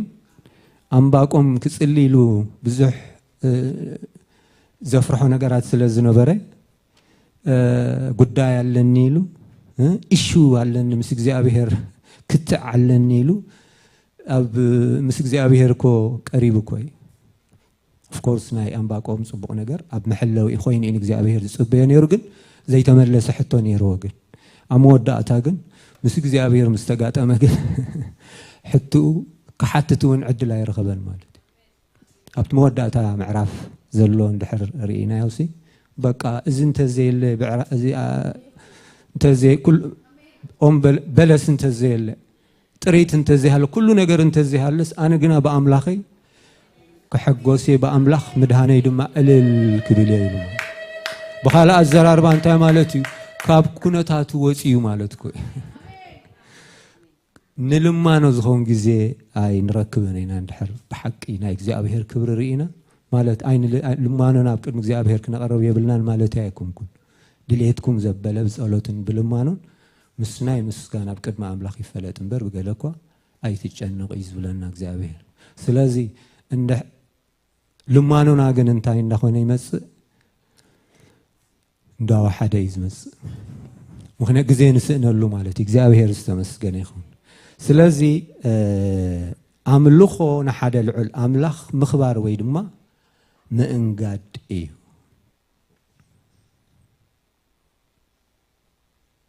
ኣምልኾ ንነፍስኻ ኣብ ህልውና ኣምላኽ ብመንፈስን ብሓቅን ብምፍሳስ ምዕራፍ እዩ ብሓቅን ብምንታይን ብመንፈስን ታብቲ አንተ ዘንበብናያ እንታይ ኢና እንቢብና ብታ ዮሐንስ ማለት ወንጌል ዮሐንስ ኣብቲ ወይ ድማ ኣብዚ ገረዚን ማለት እቲ ኣብዚ ዝብሎ ዘሎት ኣብ ሰማርያ ማለት እዩ ኣብ ኢየሩሳሌም ዘይስገደሉ ግዜ ክመጽእ ብሓቅን ብመንፈስ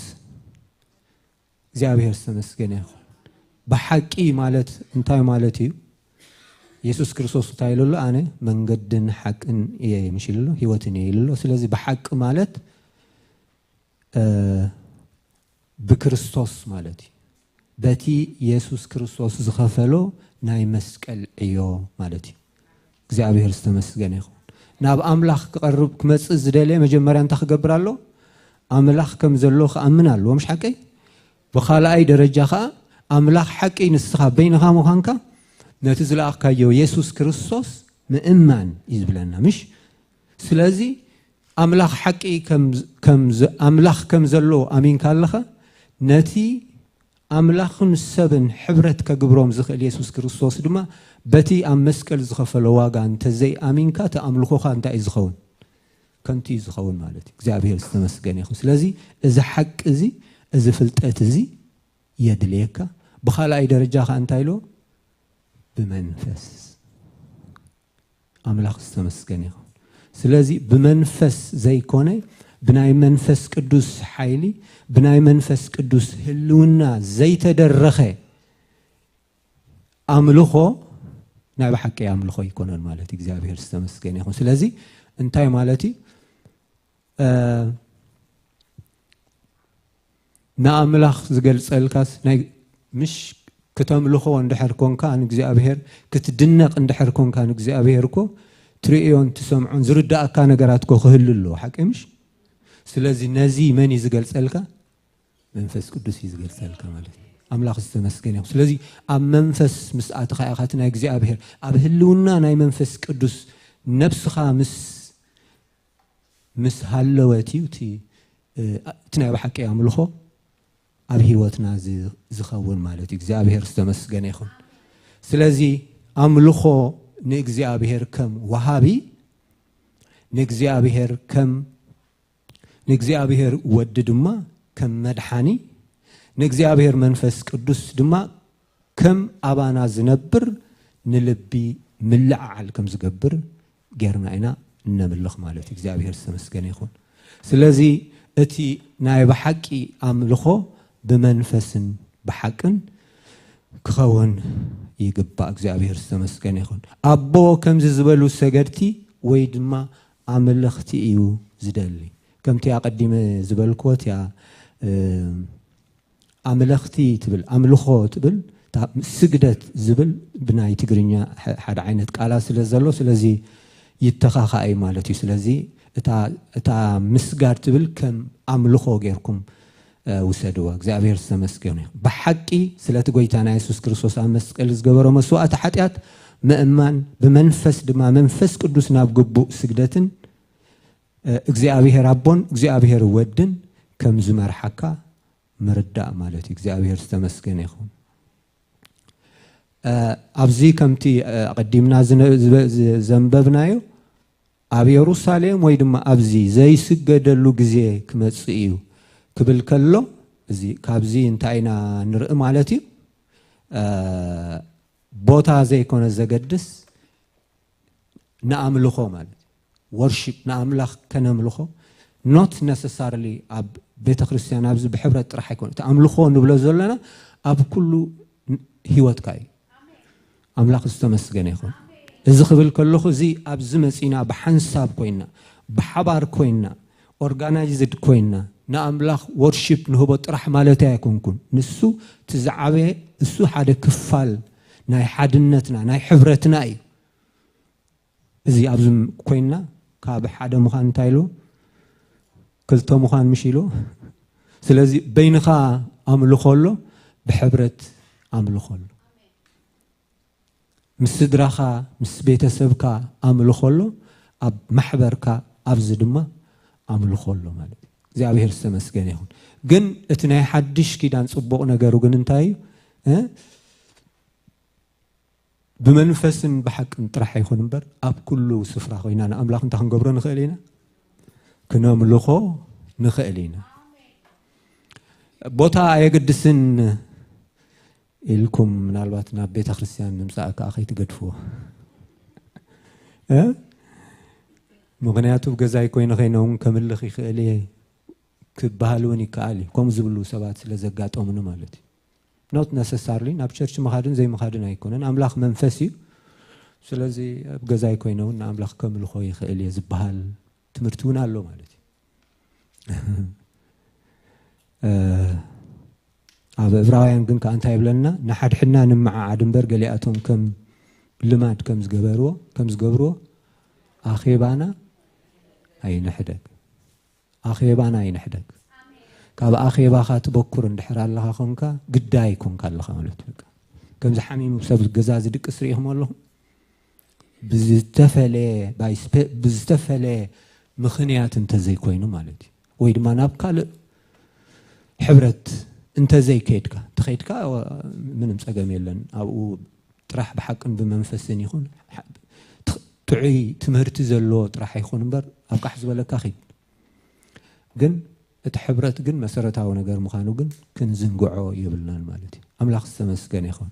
ስለዚ ኣብዚ እውን ቃል ኣምላኽ እውን ምናልባት ነዚ ስለ ዝፈለጠ ይኹን ከምኡ ኢሉ ተዛሪቡ ዘሎ ስለዚ ብዝኾነ መንገዲ ምክንያታዊ ይኮነን ማለት ካብ ሕብረት ኣሕዋት ክነብኩር ኣኼባና ክንሓድግ ፍጹም ምክንያታዊ ይኮነን እቲ ሰብ እንተበኺርካ እሞ ትህቦ ዘለኻ ምክንያት ቅቡል ተዘይኮይኑ ሓሚምካ ከም ዘለኻ ሰብ ይፈልጠካ ንስኻ ከዓ ንባዕልኻ ከዓ ሓሚምካ ከም ዘለኻ ንነፍስኻ ብከምኡ መንገዲ ትረዳእ ኣኮርዲንግ ዘ ባይብል ማለት እዩ እግዚኣብሔር ዝተመስገነ ይኹን ኣነን እዚ ወድን ናብቲ ከድና ክንሰግድ ንኣምላኽ ክነምልኽ ኢና ዘፍጥረት 22:5 ዝመን ዝበሎ እዩ ኣብርሃም ዝበሎ ማለት እዩ መስዋእቲ እግዚኣብሔር ንወድኻ ሰዋኣለይ ምስ በሎ እግዚኣብሔር ንወዱ ክስውእ እንዳኸደ ከሎ ነቶም ጉዝኣቱ እንታይ ኢሎም ኣነን እዚ ወድን ናብቲ ከይድና ክንሰግድ ኢና ወይ ድማ ንኣምላኽ ክነምልኽ ኢና ዘፍጥረት 22:5 ሶሪ እቶም ሰብ ጥበብ ነቲ እተወልደ ንጉስ ጎይታ ኢየሱስ ክርስቶስ ክሰግዱ መፁ እቶም ሰብ ጥበብ ርኢኹሞም ኣለኹም ንመን ክሰግዱ ንኢየሱስ ክርስቶስ ክሰግዱ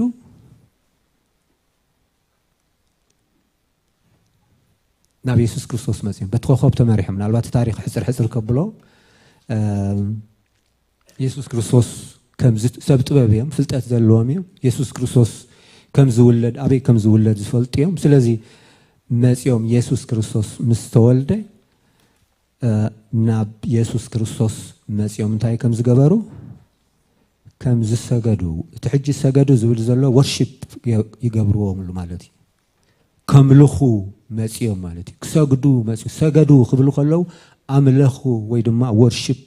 ገበሩ ማለት እዩ ንእግዚኣብሔር ኣምላኽካ ስገድ ንኡ በይኑ ድማ ተገዛእ ማቴዎስ 4:10 ተሰጊድካስ ዓለም ብምልእታ እንታይ ክገብራ እዩ ክህበካ ኮ ኢልዎን ሰይጣን ዓለም ንየሱስ ሶሪ ኣይኮነን ለዓለም ገሊኣ እኮ ኣይኮነን ለዓለም ረኺባስ መቕሽሽ ረኺባ እኮ እያ ካብ መንገዳት ትምለስ ማለት ትምክሕቲ ይኮነን ምስለ ዘረባ ኢና ንዛረቦ ዘለና እምበር ንሕና እውን ኣምላኽ ይፈልጠና ማለት እዩ እግዚኣብሔር ዝተመስገነ ይኹን ትምክሕቲ ዘድልዮ ዘይኮነን ኦፍኮርስ ከም ሰብ ኮንካ ግን እንታይ ንማለተ ንኢየሱስ ክርስቶስ ዓለም ብምልእታ እኮ እዩ ክህበካ ዝብሎ ዘሎ ኦፍኮርስ ፈጣሪ ዓለም ኢየሱስ ክርስቶስ ግን ዓለም ክህበካ እሞ ስገድ ክብል ከሎ ማለት እዩ ስለዚ ኢየሱስ ክርስቶስ ከአንታይ ሉ መሊሱ ንእግዚአብሔር አምላኽካ ስገድ ንኡ በይኑ ድማ ተገዛእ ማቴዎስ 4:10 ማለት ንሱ ቀና አምላኽ ኢሞ ንኻልእ አምላኽ ኣይትስገድ ካብቲ ትእዛዛት ናይ እግዚአብሔር ሓደ እዩ ድማ ካብቲ እግዚአብሔር ንእስራኤላውያን ዝሃቦም ሕግታት ማለት እዩ ዘጸአት 34:14 አምላኽ ኣብ ዘለማ ዓለምውነት ፍሉጥ ዕዮናይ ከምቲ አንተቦ ተዛረብኩት መእተው ማለት እዩ ኣብ ራእይ እንረኽቦ ካብ ራእይ 4 ምዕራፍ 4 ምዕራፍ 5 ዘሎ ማለት ቶም 24 ሽማግለታት ቶም 7 መናፍስቲ አምላኽ ቶም 4 እንስሳታት ኣብ ምንታይ እዮም ነይሮም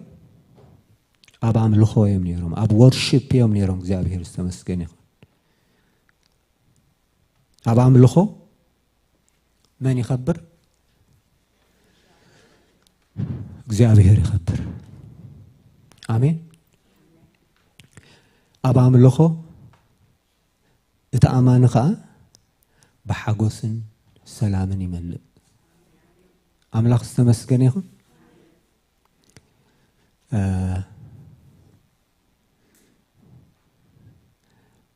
ሰብ ከተድንቆ ከለኻ ነው ኣይተድንቀኒ ክብለካ ይኽእል ምክንያቱ ሓቁ እዩ እቲ ንስኻ ተድንቀሉ ዘለኻ ምክንያት ትርእልኻ ካልእ ንስኻ ዘይትርድኦን ዘይትፈልጦን ጎደሎ ከዓ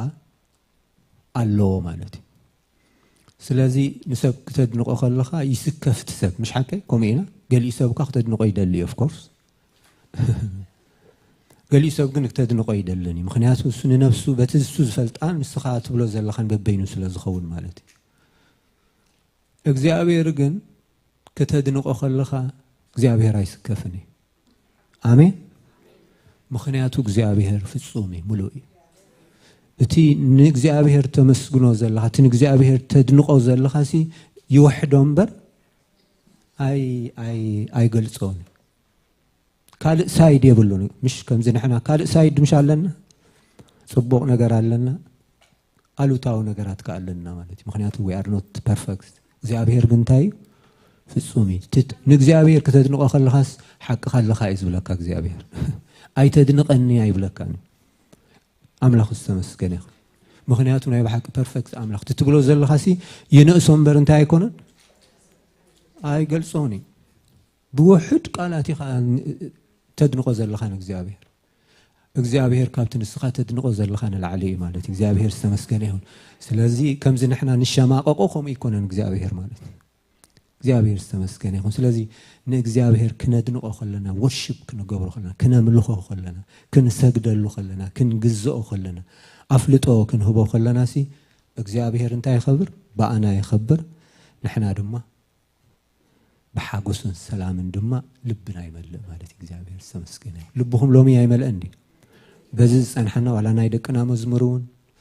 نحواتنا وين بتز أن حنا جرسي أنا سلبي بحكم دي مالت إجابة السمسكينة أبهلونا أنا إجابة زلخو خين تسمعنا مالتي كبرنا أملاخي خون بار زي مسبلنا نمنتاي إننا أملاخ نملخ ምናልባት ቆርብ ኣብቲ ክዛረቦ ጸናሕኩ ተናኺፈ ይኸውን ይኽእል ግን ሕፅር ኣቢለ ብዝርዝር ክንሪኦ ኢና እግዚአብሔር ዝተመስገነ ይኹን ንምንታይ ኢና ንኣምላኽ ነምልኾ ከምቲ ኣቐዲመ ዝበልክዎ ንእግዚአብሔር በቲ መንነቱ በቲ ዕብየቱ ነምልኾ ብኻልእ ወገን ድማ በቲ ባህርያቱ دما نعملاخ انتاي نغبرو نملخو እግዚአብሔር ዝተመስገነ ይኹን ካብ ነፍስና እንታይ ኮይና ማለት ኦፍ ኮርስ እግዚአብሔር ዝገበረልና በህይወትና ነገር አሎ እዚ ክብል ከለኹ ንምስጋና ንእግዚአብሔር ክነመስግኖ ይብልናን ማለት ያይኩን ምስ ነፍስና ተሓሒዝናውን ምስ ገዛ ርእስና ተሓሒዝና ጸብጽብና እቲ ዝኾነልና እቲ ካብ እግዚአብሔር ዝተቀበልናዮ ዝኾንናዮ ንዕኡ ጸብጽብናውን እግዚአብሔር كنا مسجنو يكالي مالتي أرى بمسجنا إنا ناب أملخون أتو አሜን ብምስጋና ኢኻ ንእግዚአብሔር በቲ ዝኾነልካ ነገር እንተዘይመስጊንካዮ ከምቲ ኣቀዲምና ዝበልናዮ ኣምልኾ ብሓቅን ብመንፈስን ከም ዝግበር ኢና ምሽ ሓቂ ስለዚ ናይ መንፈስ ቅዱስ ሕብረት የድልየካ እዩ ማለት እዩ ኣብ ኣምልኾ ስለዚ ናብ ኣምልኾ ክትኣቱ እንድሕር ኮንካ ብምስጋና ኢኻ ናብ ኣምልኾ ትኣቱ ማለት እዩ ክብሪ ንእግዚአብሔር ይኹን እቲ ዘመስግነኒ يخبرني نእግዚአብሔር ክነመስግነሉ ንኽእል ብዙሕ እዩ ምሽ በቲ ዝዓበየ ነገር ህይወት ሂቡና ኣሎ ምሽ ሓቂ ኣነ ኣብ መስቀል ብምኽንያት ሓጢኣተይ ዓስቢ ሓጢኣት ሞት ስለ ዝኾነ ብናይ እግዚኣብሔር ሕጊ ኣነ ብምኽንያት ሓጢኣተይ ኣብ መስቀል ክመውት ዝግባኣኒ ኢየሱስ ክርስቶስ أملاخ كله ببحريو أملاخ كله سب كوينو كاب دنجل مريم توليدو سلا حاتياتي أمسكل بمومات ناي حاتياتي واقع سلا زخفل اللي أنا كاب حدقت ناي حاتيات سلا زرخبكو ولد أملاخ سلا زخنكو سلا زصدقكو نا أملاخ أي مسجونون ولد أملاخ كم مخان نلعلي انتهى الله بزام درزيا ولا حدا تزعابي أبيدنا أتي اللومش سلازي تزعابي نجر نايزل ألم نجر نايزل ألم هيوت أملاخ هيوتو هيونا سلازي نايزل ألم هيوت رخيبنا ولد أملاخ كوين سمنا مزجب هيوت تصحيفو خابزن العلي نجزي أبهر إن مسجنا له مخنيات اللودي ناب نفسنا أن تمسينا يا مالد سبسيبنا نجزي أبهر كنا مسجنو ندحر كوين ناسي تجزي أبهر ذهبنا دو ذهبنا يبزح أتين ودوكوا ما أنتي حد مخلاتنا ذهبوا ادخال إداء كماي أبزح زيهبنا يزولنا آمين سلازي تي خالق دا يعبس ولا أتهيوتي عبي سلازي هيوتو سلاز هابنا نجزي أبهر بزي أسبقنا كنا مسجنا يجبأنا من البات كونفيز كي جبركم تمسجنا أنت ورشيبني زفلالي وزل خمالتي أتي مسجنا سبسيبكا سلازي تجبر الكانجر يخانتاي تجبر نأملاخ تمسجنا ورشيب جن أملاخ كم زلوا نسخة كم زل خايو أملاخ كم زلوا بتي عبيتو بتي قصيلنا نريو مننتو بؤو نجزيابهر ورشيب تجبروا مالتي أملاخ سمسكني خون سلازي نا أملاخ نمنتاي إنا نملخو أب زبل حسب إجزيابهر زل علماوي سلاز خوني إجزيابهر انتاي زل علماوي مجمرتان مودعتان يقولون آمين قولوسي حدا 10 مزمور 140 حمش እግዚአብሔር ዘይልወጥ ስለዝኾነ ኣብቲ መዝሙር ከምኡ ነይሩ ዘይልወጥ ዝብል ቃል ነይሩ ማለት እግዚአብሔር ዝተመስገነ ይኹን ስለዚ እግዚአብሔር ዘይልወጥ ስለዝኾነ ንኣምላኽ እንታይ ንገብሮ ነመስግኖ ዋላ ነምልኾ እግዚአብሔር ዘይልወጥ ምዃኑን ዘይምዃኑንስ ምሳና ምትሓሓዝ ኣለዎ يبلون سلازي እግዚአብሔር ዘይልወጥ ስለዝኾነ ንእግዚአብሔር እንታይ ንገብሮ ነምልኾ ሚልክያስ 3:6 ኩሉ ዝኽእል ኣምላኽ ስለዝኾነ ኩሉ ዝኽእል ንሕናኸ እንታይ ትኽእሉ سبنتاي خل مزمور 33 أومني باتنتي بلو بإنجليزية ويدما unlimited power مالتي كله زغل درت زي بلو مالت زي أبير السمسكن يخون كله زفلت أملاخ سلازخوني إساس 24 كاب 9 كساب 10 كله ዝፈልጥ ኣምላኽ ስለ ዝኾነ ሕጂ ገዛኹም እንታይ ይኸውን ከም ዘሎ እንታይ ትፈልጡ ንፈልጥ ኣይንፈልጥን እግዚአብሔር ግን ኩሉ ዝፈልጥ ኣምላኽ ኣምላኽ ዝተመስገነ ኩሉ እቲ ዘለና ይኹነታት ህይወትና ናብራና እግዚአብሔር እንታይ ይገብሮ ይፈልጦ ሓደ ግዜ እቲ ናብራና በትን ክቃወሰና ከሎ ንዓና ዝቃወሰና ዝመስለና እምበር ብዓይነ እግዚአብሔር ምናልባት ከምኡ ዘይክኸውን ይኽእል ምክንያቱ እግዚአብሔር ኩሉ ንሰናይ ስለ ዝገብሮ ኣምላኽ ዝተመስገነ ይኹን ግን በቃ እቲ ዘለና ይኹናት ትንሓልፎ ዘለና ነገራት እግዚአብሔር ዘይፈልጥ ምሽ ይመስለና መጽሓፍ ቅዱስ ኢዮብ ከምኡ ማለት ኣብ ሰማይ እንታይ ከም ዝተመኸረ ምኽሪ እግዚአብሔር ምስ ሰይጣንን ምስቶም ደቂ ኣምላኽ ኣይፈልጥኒ እቲ ኣብ ህይወቱ ዝመጾ መከራን ስቃይን ካብ መወዳእታ ይብሉ ስለዚህ እግዚአብሔር ከም ዘይፈልጥ ጉዳይ ናይ ኢዮብ እግዚአብሔር ዝፈልጦ ስለ ዘይመሰሎ ዘረባ ኣብዚሑ ማለት ድሓር ግን እግዚአብሔር ክብሩ ምስ ገለጸሉ መንነቱ ምስ ገለጸሉ ሕቱኡ ይኮነን ኦፍ ኮርስ መሊስሉ ግን እግዚአብሔር ክብሩ ይገልጽሉ ኣነ ከምዚ ኣነ እዚ ገብር ስኻ እንታይ ትገብር ይዝብሎ ነይሩ እግዚአብሔር ካብ معرف كندي ساسان شوعتن دحر زلو مالتي دحر غنا موداتا ايوب انتايلو قدم بزعبا እግዚአብሔር باذني سمع نيري حججن عيني رياتك كل خم تخيلن نت زمدبكا خم مغبار دما زعقتكا يل زي فلطو ها تزاريبي حجي كنا بحمدن أبو حموشتن كوين أنت يقبر الله يمسح الله نجزابير زي نجزابير ريخا كاب مسمعنا مفلات تسجاجير كا نجزابير أنت خطوز علي كالي نجزابير أنت خطوز بسرك توز على له يدخلني سلازي تحفر مالتي أملاك تمسكني سلازي نجزابير كله زفلت أملاقي سياسة 40 شدشن كاب 9 7 10 أب كله زركب أملاق سلازغانه أب تمزمرون نيرو تي مزامر كنقلو مخنيات زرخبكو قالات زيا وسل زرخبكو እግዚአብሔር استمسكنه ስለዚህ እግዚአብሔር أب كله يركب أب كله زركب أملاق سلازغانه مزمور 139 كاب 7 حساب 10 مالتي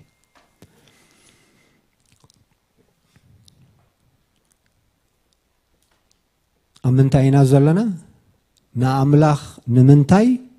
نملخو أبزبل أرستينا زلنا مالتك نأملاخ نملخو سي مخنيات زخوننا إنا نزرزر زلنا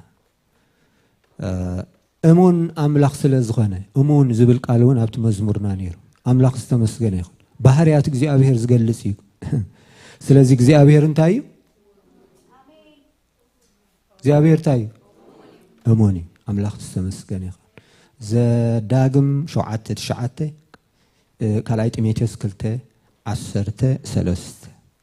حياواي أملاخ سلازغونه እግዚአብሔር እንታይ حياواي أملاخ استمسكنا يخون ስለዚህ እግዚአብሔር حياواي أملاخ سلازغونه ንእግዚአብሔር እንታይ ንገብሮ ነምልኾ ፍትሓዊ أملاخ سلازغونه እግዚአብሔር ከአናይ ፍትሒ أملاخ آمين فتحاوي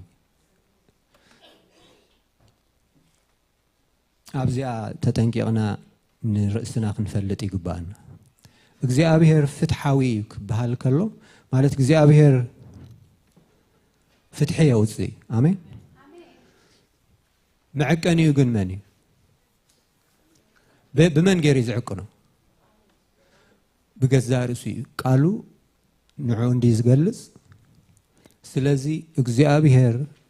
ፍትሓዊ ክንብል ከለና ብመን ይዝዕቀን ብርእሱ ይዝዕቅ ነው ማለት ጃስቲስ አሜን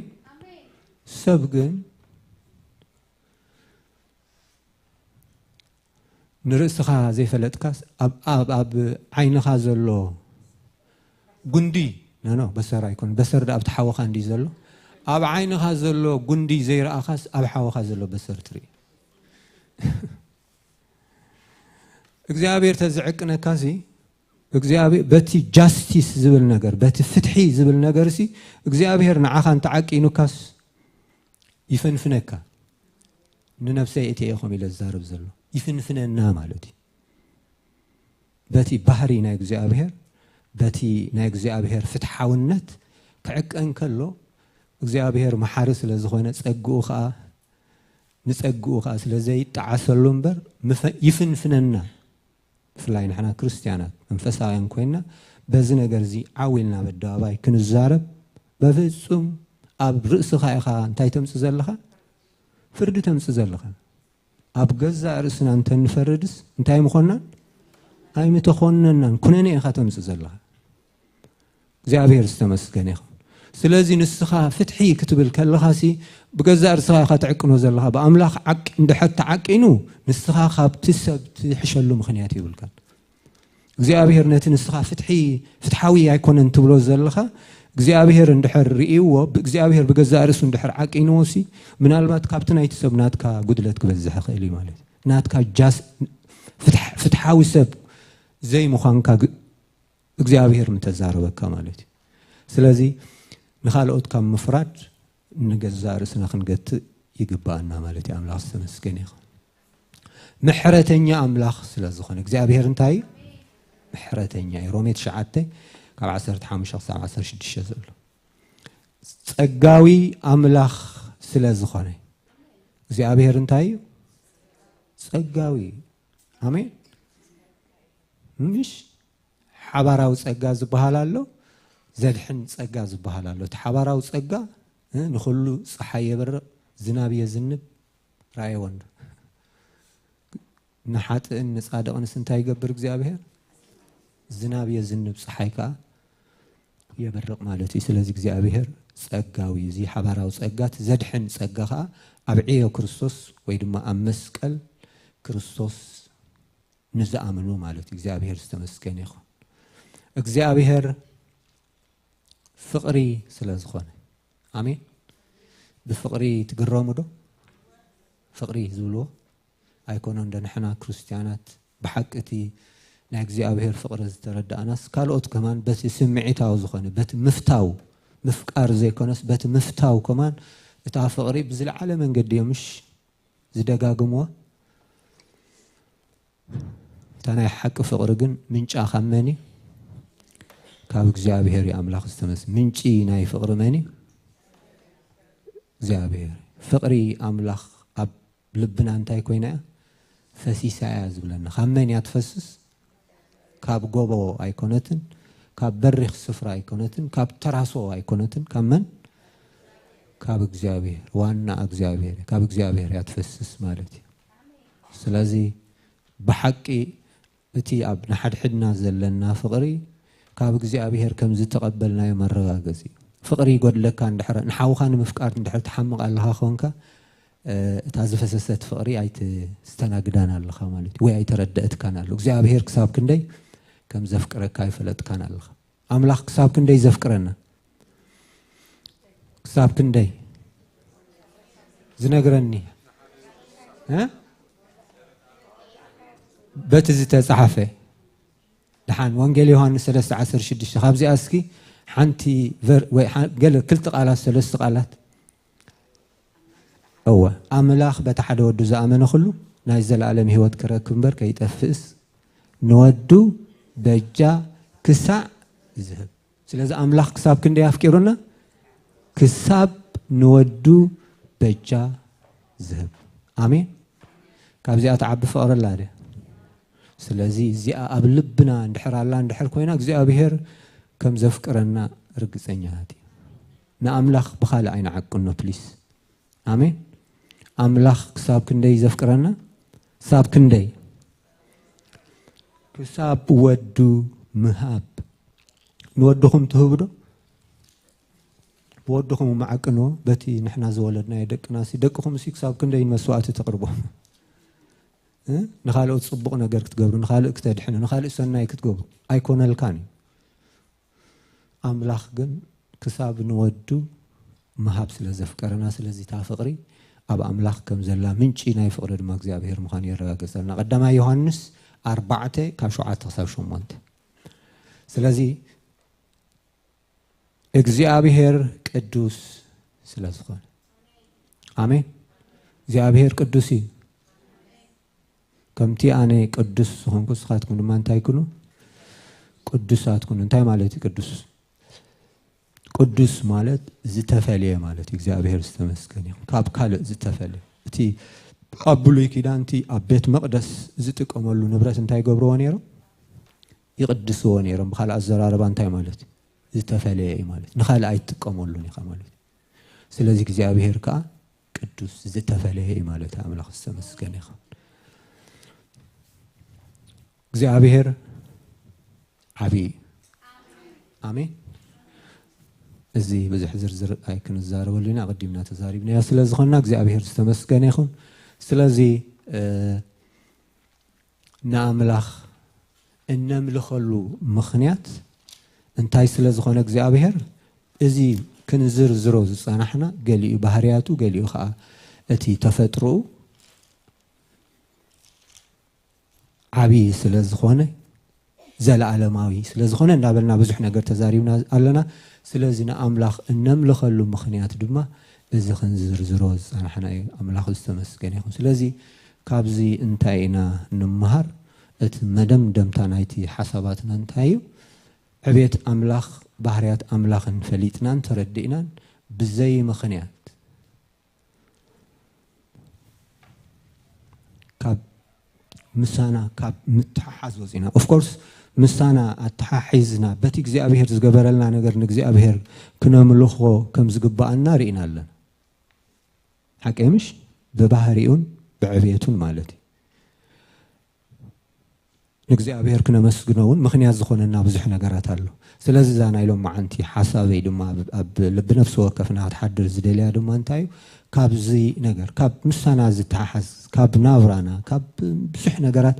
ካብዚ ወፂና ኩሉ ግዜ ናይ ብሓቂና ኣምላኽ እነምልኽ ሰባት ክንከውን ኣብ ውዕይ ይኹን ኣብ ምዝሓል ኣብ ምርካብ ኮነ ኣብ ምስኣን ኣብ ሕማም ኮነ ኣብ ጥዕና ኣብ ዝኸሃለናዮ ናሃሉ ኣብ ዝኾናዮ ኩነታት ናሃሉ እግዚአብሔር ኩሉ ግዜ ዓብይ ስለዝኾነ እግዚአብሔር ከምዚ ኣቀዲምና ክንዝርዝሮ ዝፀናሕና እግዚአብሔር ፈቃር ስለዝኾነ እግዚአብሔር ለዋህ ስለዝኾነ እግዚአብሔር ትሑት ስለዝኾነ በዚ ባህርያት እዚ ዘርዚርና ኩሉ በዚ እንዳተደነቕና ኩሉ ግዜ ንእግዚአብሔር ክነምልኽ ኣምለኽቲ ክንከውን ብኹነታት ካብ ኩነታትና ወፂና ንእግዚአብሔር ኩሉ ግዜ ወርሽፕ እንገብር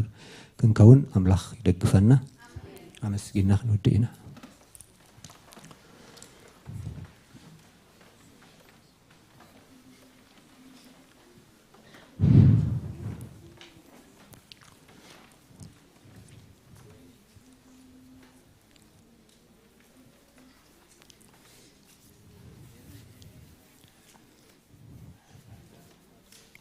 እስኪ ነይ ስተንትን ነው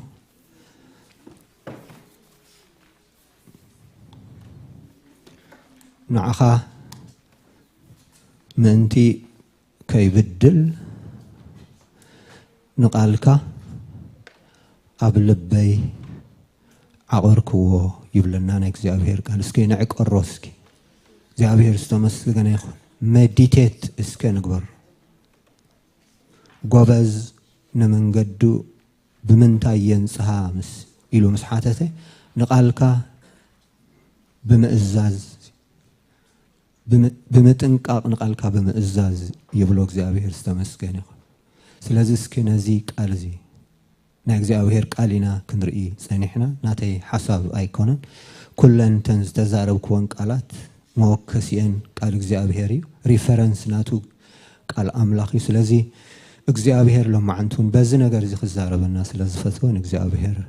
ክብሪ ንህቦ እግዚአብሔር ደጊምና ነመስግነካ ኣለና ኣምላኽና ስለ ዝሃብካና ቃል ተመስገን እግዚአብሔር ኣምላኽና እንሆ ኣብ ማእከልና ስለ ዝተረኸብካ ተመስገን እግዚአብሔር ንቃልካ ስለ ዝተጋህካሉ ህያው ስለ ዝገበርካዮ ተመስገን ክልተ ወይ ሰለስተ ብስመይ ምስ ትእከቡ ብትለምንዎ ዘበለ ድማ ምስ ትሰማምዑ ኣነ ኣብ ማእከልኩም ኣለኹ ዝበልካ ኣምላኽ ብሓቂ ኣብ መንጎና ኣብ ማእከልና ኣብ ከም ዘለኻ ተረዲእናን ተፈሊጥናን ክብሪ ንህበካ ስለ ዝፀንሓና ግዜ ኩሉ ክብሪ دقيمنا نهبكا استرفي جزينا ونجزيابير أملاخنا إنه نعخا حلفنا نهب كل خبر كل مسجنا نعخا نبينا خابشون يسوع يخون آمين.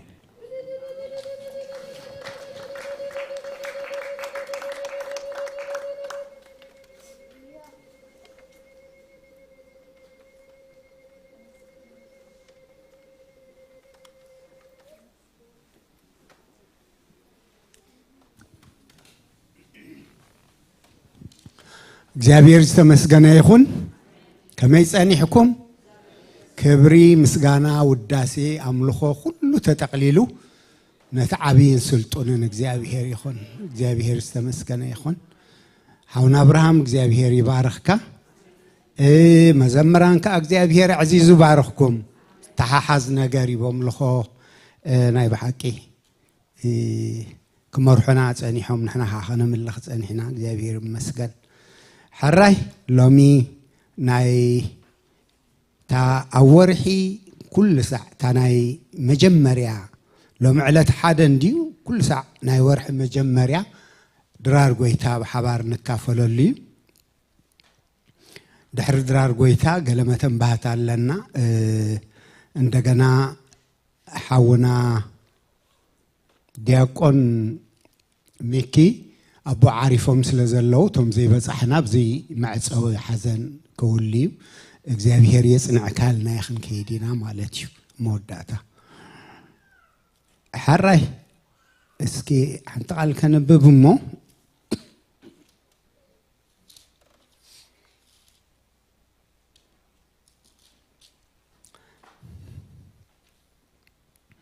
ቀዳማይ ቆሮንቶስ 11 ካብ 23 ጀሚረ كنببي كم زي يبل أنا خاب قويتا تقبلكو إيمو نأخذكم من زنقركو قويتانا يسوس بتات تتحزل عليتين جيرال عليه عمسجينو قرسمو وسدو بلعو إذا ما أنتهم توها بس جايو إذي المذكرتاي قبرو بله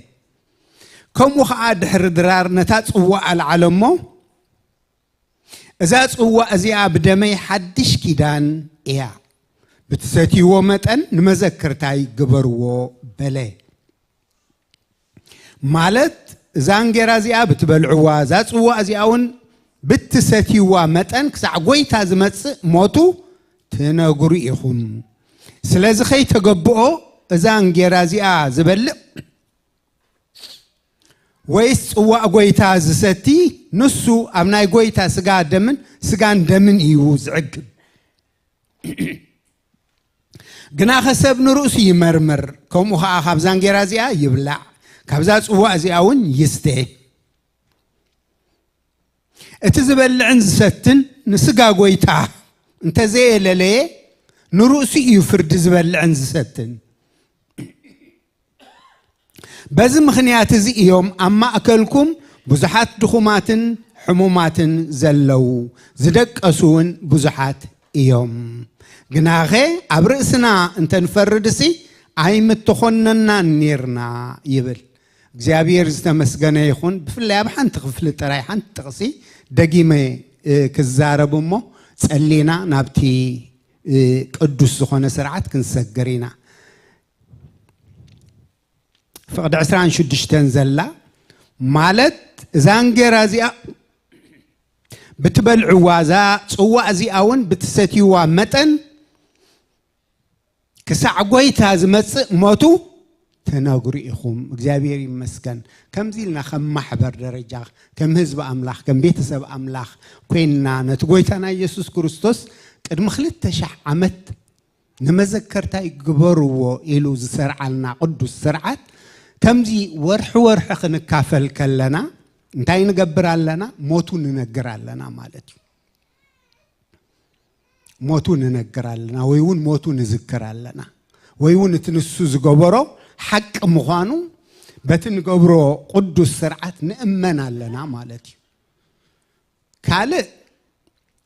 ننفسو وكفناون توها بحدري انتايو أبزي قويتانا يسوع كريستوس انت كل سب كم زموته كمزي حونا ابراهام كبلنا تصنعي أوانجيل يوحنس نعلم سيك ساكندزي أفكارا يبل كتفكر زي قبا أب عمس كلا بحاتيات كلا بعلوة كلا مسيطان وقينا خلا اكزيابير بتزخبر هي بعركي كقبر كله علم عرق سلازدليت يكونتن حاتياتن ياسب عرق سلازدلي قص اكزيابير سلازدلي يكونن اتتبدالي بعل عرق خدل خلا متعرق خاب بعلو خدالو خلا السخاء ودو تزخبر ودو مالتي سلازسي ازس نغارو ايو نغارو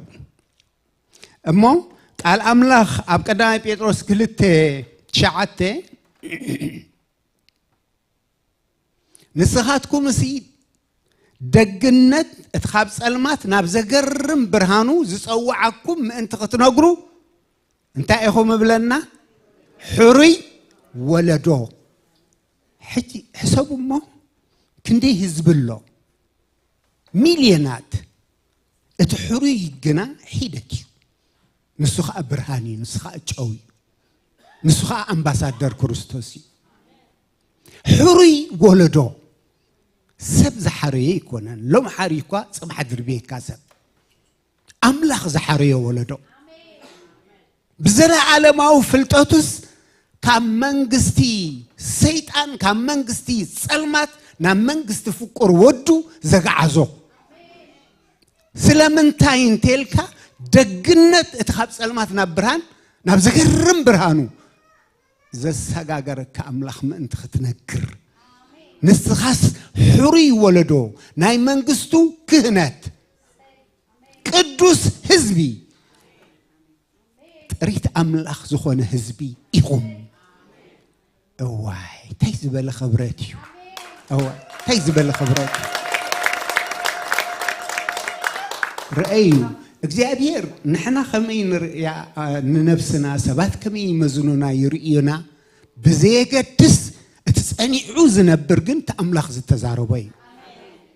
كل سعنا نفسنا أنا حري ولدي أنا ناي منغستو كهيني سبعيخون سبيتي ليلان قليلان زي بلو قدوس حزبي نكزي أبيهرس زتفلي حزبي نكزي أبيهر تفلي حزبي كبرنا أملاخو خون نكزي أبيهر يمسكن إذا كل زبل زلوك نمن تاين تلك دقناتو نمنقار سلام تاي دقناتي لو نفسه كف إزي مدحان إزي رخبة سلا زقبؤو عصبي كونه زي قبؤوي زقبؤو موتي زقبؤو فردي جن ناتب سرحت ياتخو موت زقبؤوس ناتو بوتا وسيدو بجا خوينو كرسوس يسوس مويتلو سلازي رأيو يلو رأيو عينتهم يكفت لبهم عمرهم يكفت رأيو ولد أملاك كنبهال أبا كميس بلا فقرها بنا نمدحنا نولدنتنا اتدراخي نجر فقر أملاخي فقر أملاخي أنا كو بقدمي وندحاني نير منم دحان زبهال يلا منم دحان زبهال دحان زقرب أين برنان كلهم حاتيهم كبر أملاخ سيئنهم يلو دم دي موي عصب حاتياتك موت يلو دم دي موي سلازي من يخان السخار اسخا تصدق من يخان السخار اسخا دحان تبكل دحاني بحاتيات التبكل دحان بتعبيت التبكل دحان زمكح بجزي أبيهري مكح نتزاد حننا نسبخم ومسال ولد الناس هابنا سلازي أب إساس حمسان كلتن شوعات حنت قال كان ببما هنسلينا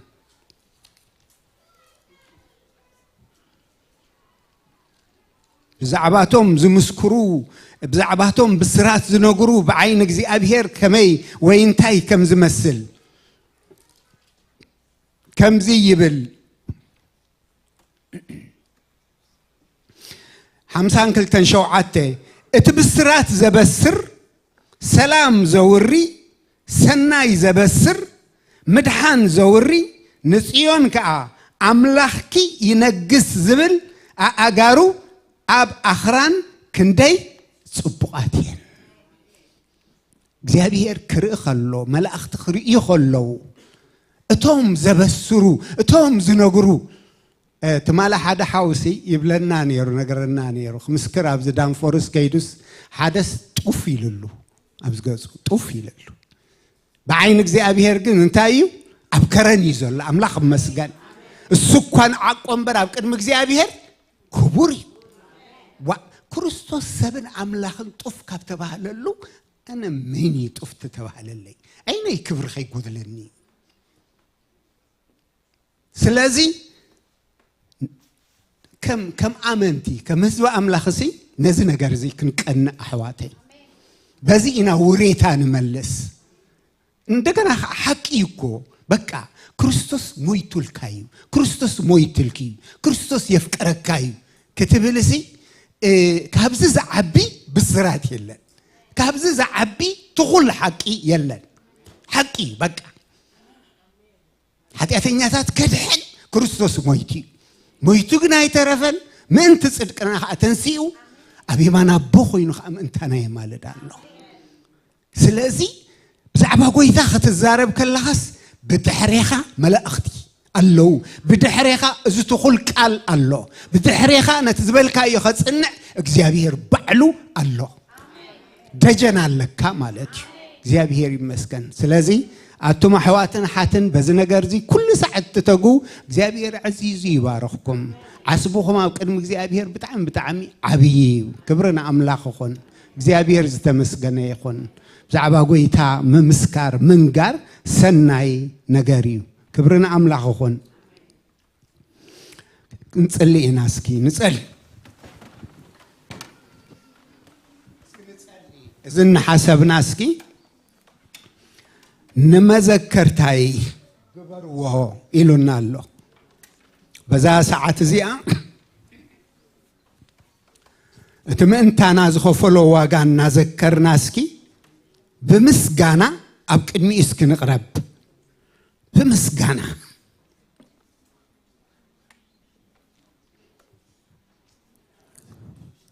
هاليلويا هللويا مدحنا نذكرنا حياونة እግዚአብሔር نذكرنا محرته نذكرنا زتخفللنا واغا نذكرنا اتبصصبح حدش زخونه يقريتو ان حسبنا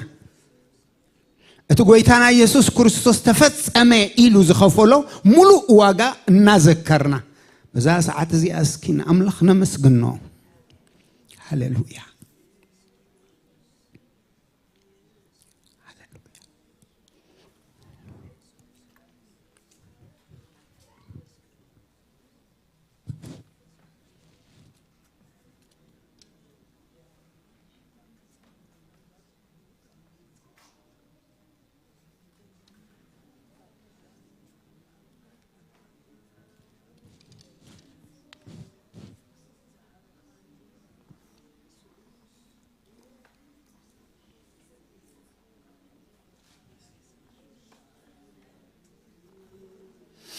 أنا خاب قويتا تقبلكو إيمون أخاتكم ونزنقركو قويتانا يسوس بتات تتحزل ليتي انجيرا العلي أمسجينو قرسمو وسدو بلعو إذا ما انتهم توها بسقايو إذا ما ذكرتاي قبرو بلي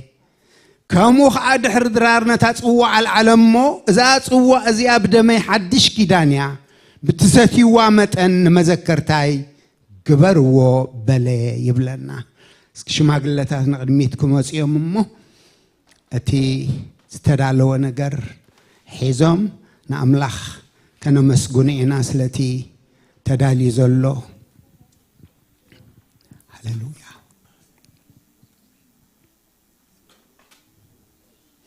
እግዚአብሔር አምላኽና በጎይታ በኢየሱስ ስም ነመስግነካለና بسر حاتياتنا بسر علوتنا بسر عمصنا بسر زي مئزازنا እግዚአብሔር አምላኽ ክንፍረድ ክንመውት ክንጠፍእ ዝግባአና ንስኻ ግና ማእከል ኣቲኻ ኩሉ ናህና ሓጢኣት ኩሉ ናህና ጾር ኣብ ወድኻ ጽዒንካ ናቱ ጽድቅን ኣና ሂብካ ወድኻ ግና ኣብ ክንዳና እቲ ኩሉ ኣደራዕ ክወርዶ እግዚአብሔር ስለ ዝፈተኻ ወድኻም እንታና ክገረፍ ወድኻም እንታና ክስቀ بسر حتياتنا ودخا أمسكال كموت سماء أكو خبل نفسونا أخا أحلف وخهب እግዚአብሔር إذا كل قنزة إذا كل مكر إذا كل سقاي إذا كل موت نحنا كم موت نخندحني مو እግዚአብሔር أملاك نحنا هيوت من نخنركب مو الزينة نمسجنا كلنا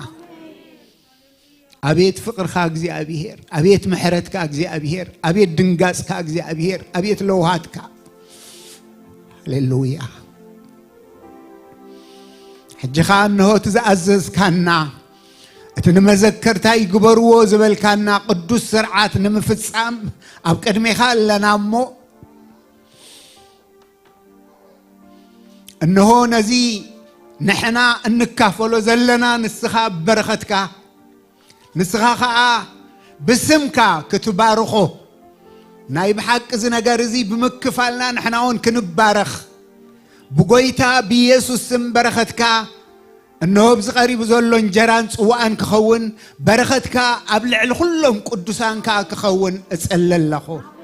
بقويتا بيسوس سم زنجارزي يبارخ نبلالنا زنجرازي بسمكا زتبارخ يخون نبلالنا الصوازي بسمكا زتبارخ يخون نبلالنا እግዚአብሔር አምላኸይ ከምቲ ንመዘከርታይ ግብርዎ ዝበልካና ኸዓ ካብ ቅድሚ ሕጂ ብዝበለጸ ዝተኸፍለልና ዋጋ ህዲኢልና ክንዝክር ከነስተንትን ብመንፈስካ ዝሓቀዚ ኣብ ልብ ነፍስ ወከፍ ክትሓትሞ ጸለለኹ ኩሉ ክብሪ ኩሉ ምስጋና ኩሉ ውዳሴ ንዓኻ ይኹን በተፍቅሮ ወድኻ ብኢየሱስ ስም አሜን እግዚአብሔር ዝተመስገነ ይኹን ንመዘከርታይ ግበርዎ ኢሉና ኣለሞ እቶም ጎይታ ኢየሱስ ከም ዘድሓነና እናኣምን ንጎይታ ኢየሱስ ክርስቶስ ከም መድሓኒናን ከም ጎይታናን ዝተቀበልናዮ ኣብ ዝኾነ ማሕበር ንሃሉ ወይ ናይ ዝኾነ ማሕበር ኣባል ንኹን ክንካፈል نتسايو مالتي خنكافل نخيلنا بخريستوس أحواتنا بخريستوس سدرا بيت أملاخنا زابير يمسجن هاليلويا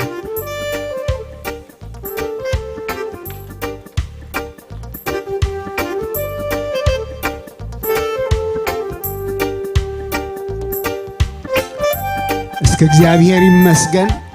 بنا يملكه منفس كوينا بناي مسجانا منفس كوينا تجبرلنا نذكرنا نفسنا اسك حسيت تجبر بزا ساعات زيا باهيلنا تتمالم انتانا مكراز صغبه حججن بعب جرمان كبرن تخليلو عب يمان ابوي زلو املاح مسجن هاليلويا سعري غويتاي زلنا سعري ابوي زلنا هاليلويا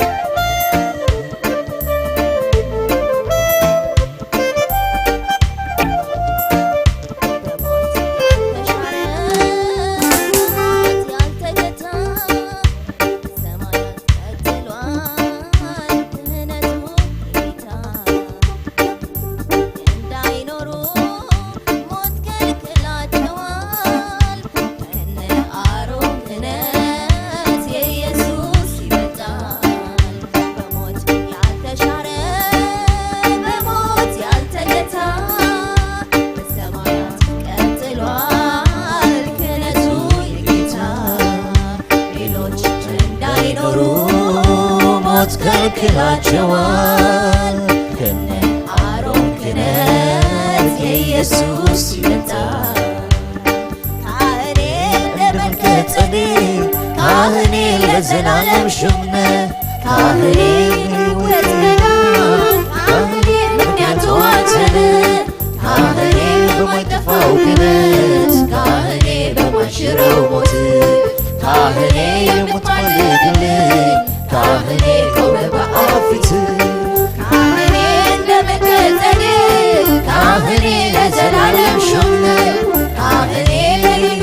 መዳን ካህኔ ምክንያቱ አንተነ ካህኔ በማይጠፋው ክህነት ካህኔ በማይሽረው ሞት ካህኔ የማትማልድልኝ ካህኔ ቆመ በአብ ፊት ሌላ እንሰጣለሁ ከማመስገን በቀር በማታ አምላኬ ሆይ ልበል ክበር ክበር እላለሁ ከምስጋና ሌላ እንሰጣለሁ ከማመስገን በቀር በማለዳ በቀትር በማታ አምላኬ ሆይ ልበል ክበር ክበር ምላለሁ ምስጋና ሌላ እንሰጣለሁ ከማመስገን በቀር በማለዳ በቀትር በማታ አምላኬ ሆይ ልበል ክበር ጸጋ በዝቶ ከብር ያለ ዘመን መጥቶ ታስቤያለሁ ምሕረት በኔ ደስታ አቆመች ክብር ጌታ ክብር ጌታ ሃሌሉያ ክብር ጌታ ክብር ጌታ ሃሌሉያ ክብር ጌታ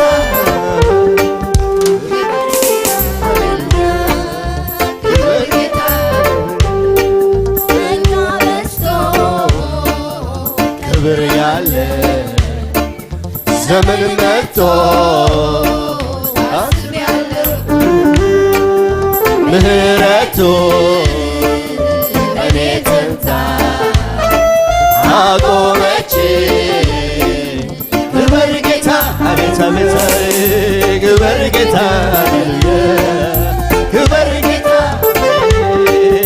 ክብር ጌታ ክብር ጌታ አቤት ክብር ጌታ ንገስ ጌታ ጸጋ በዝቶ ክብር ያለ ዘመን መጥቶ ታስቤያለሁ ምህረቱ እኔ ጸንታ አቆመች ክብር ጌታ ክብር ጌታ ሃሌሉያ ክብር ጌታ ክብር ክብር ክብር ጌታ ክብር ጌታ ንገስ ንገስ ንገስ ጌታ ሃሌሉያ ንገስ ጌታ ንገስ አላልኩት የዋልከው ውለታ ማን ያዝነኝ ነበር ሞቶ በኔ ቦታ ሞቶ በኔ ቦታ ትዝ ይለኝ ጀመረ ውስጥ ውስጥ መዳኔ ሌላ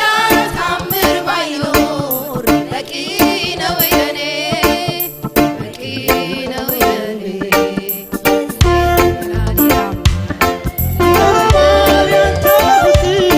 ይገርማል ያንተ ፍቅር ይገርማል ያንተ ስራ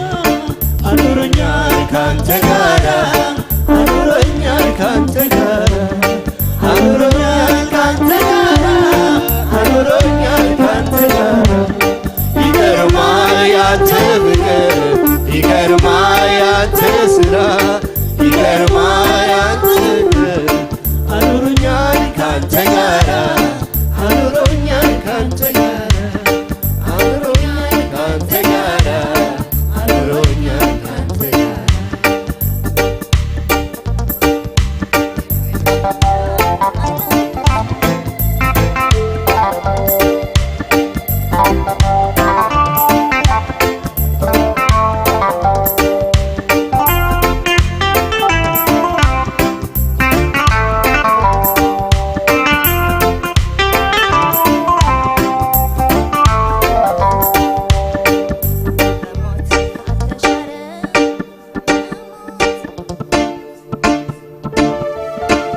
እስኪ ኩላህና መሓዝና ነረጋግጽ እሞ ዘይሓዘ ኸይህልወና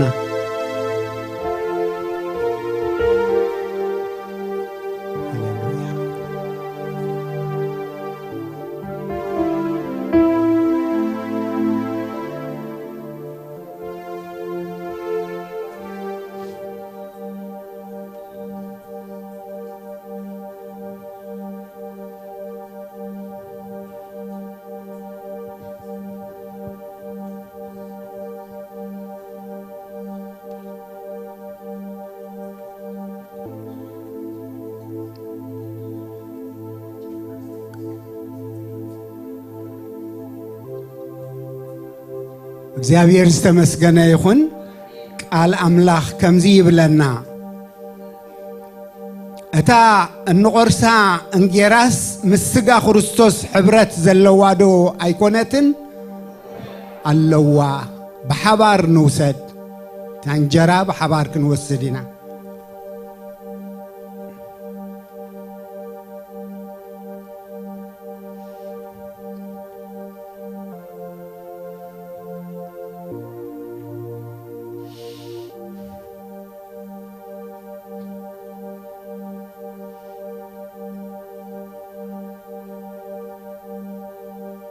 ሃሌሉያ እታ ንሕና እንባርኻ ናይ በረኸት ጽዋዕ ምስ ደም ክርስቶስ ሕብረት ዘለዋዶ አይኮነትን እወ ኣለዋ በሐባር ንውሰድ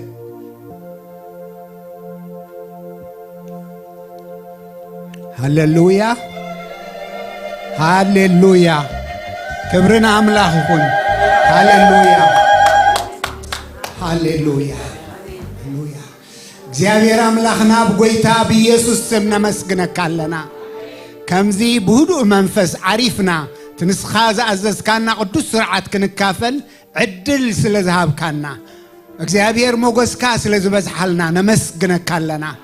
ንስኻ ናባኻ ከይቕረብካዮ አባኻ በሓይሉ ብርትዑ ክቐርብ ዝኽእል የለን እሞ ኣቕሪብካና ንኸምዚ ዝበለ ነገር ከዓ እግዚአብሔር ንስኻ ስለ ዝመደብካና ነመስግነካለና ባር እግዚአብሔር ካብዝ ዝተኻፈልናዮ በእምነት ካብ ተቀበልናዮ ዝተላዕለ ከመሕዋት መጠን ሓድሕድና ብፍቅር ክንተኣሳሰር እነሆ ከዓ ምስተበጃዊናን መድሓኒናን ዝኾነ ጎይታ ከዓ በእምነትን ብምእዛዝን ከዓ ክንጣመር ነፍስ ወከፍና ንስኻ ደግፈና ኩሉ ክብር ኩሉ ምስጋና ንዓኻ ይኹን ኢየሱስ ስም ዘለናዮ ክንቅመጥ ኢና እሞ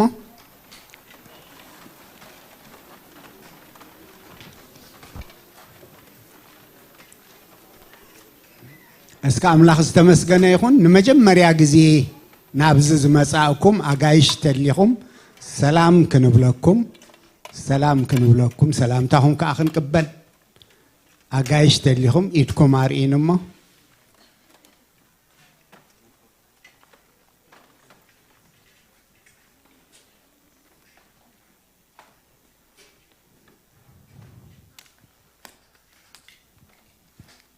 አጋይሽ አለና ዶ ዘለና ይኾይና ሰላም ክንብል ሽምኩም ካዝ መጻእኩም ለዓድ ጥራይኹም ክትዛረቡ የርኢ ለሆነ አነ መስለን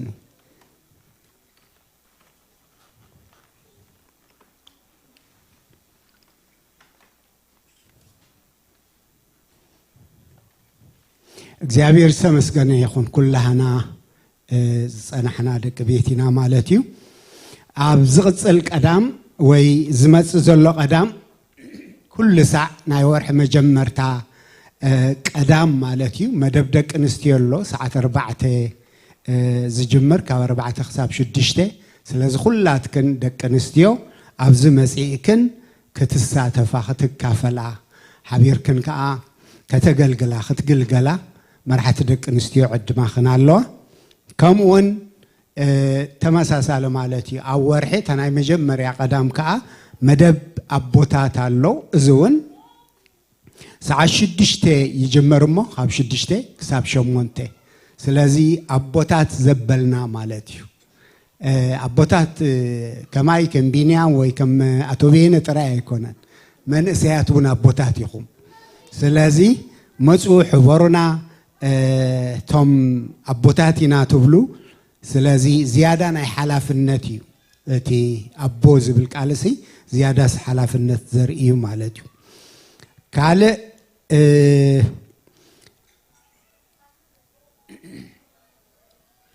ሳንዴይ ስኩል መማህራን ይውሕድዎም ስለ ዘለው ቶም ኣብኡ ዘለው እውን ቁርብ ሓደ ጊዜ ዕሪፎም ኣብዚ ምሳና ክካፈሉ ምእንቲ በዚ ነገር እዚ ከተገልግሉ ትደልዩ ጸጋ ዝህብ እግዚአብሔር ቅንዓት ዝህብ እግዚአብሔር ኣብ ናእሽቱ ወለዶ መዝራእ ምግልጋል ከዓ ዓስቢ ዘለዎ ነገር እሞ በዚ መዳይዚ ከተገልግሉ ትደልዩ ኣሓት ኣሕዋት ተሊኹም ንሓውና ኣኽሊሉ ንሓውና ወሊድ ወይ ንሰዓረ ረኸብዎም እሞ شمكم كتبوهم تخولي إخم تدقق القلوت كأخفتلكم خالي ن ديسمبر 14 يتوم تحت 16 زعدميهم ناي كريسماس سيلبريشن الله ويون بزعبا لدت ويتانا يسوس كريستوس بحنساء كوينهم جزية زحلفوا له خوونيو أبصمنا ديسمبر 11 دما توم عدميهم كاب 16 حساب 11 زلوا منسيات الساتهم كأنا هي كريسماس سيلبريشن كهلواميو سلازو ولد زفليتكم كتدالوم أنتي تام عالتتي أن ركهم كتحزقوا كال صبوق بسرات كالنا حيل أبن سابرينان يبرهن راهيلن بود تباريخهم الله بولاد تباريخهم الله እግዚአብሔር ይመስገን እንደይ ክልቲኦም ወይ ክልቲኤን ሳብሪናን ራሄልን በሐንት ለይትስ ክልቲኤን አወዳት ወሊደን በሐንሳ ማለት እግዚአብሔር ይመስገን ይሁን ስለዚህ ደዊልኩም ቋሐጎሰኩም በልዎም ካብዚአ ወፂና አብታ ሻንሰት የላ خفلي نحاونا ميكي دياقون كل ساعة بزي أدو زبل حاونا كانت أنا نوعينا سلازي سلامي لكم ولا تتهوكم سلامي لكم كتكوديكم مالتي زابير يبارككم كابزل لنا يقول لنا أنتس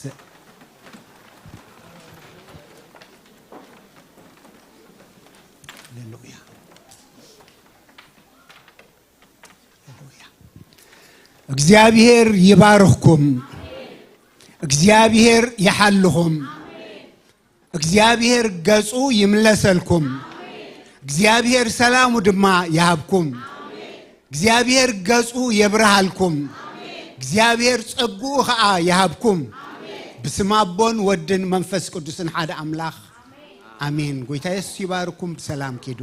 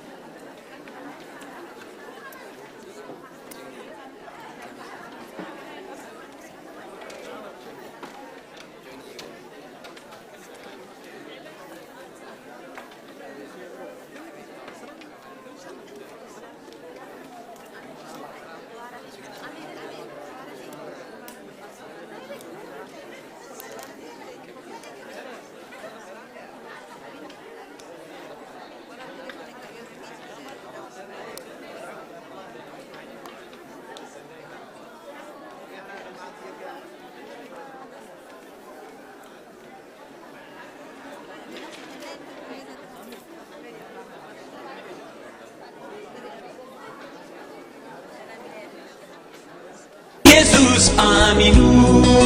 ትጾሙ ይለግስ ከም ግመ ተበቲኑ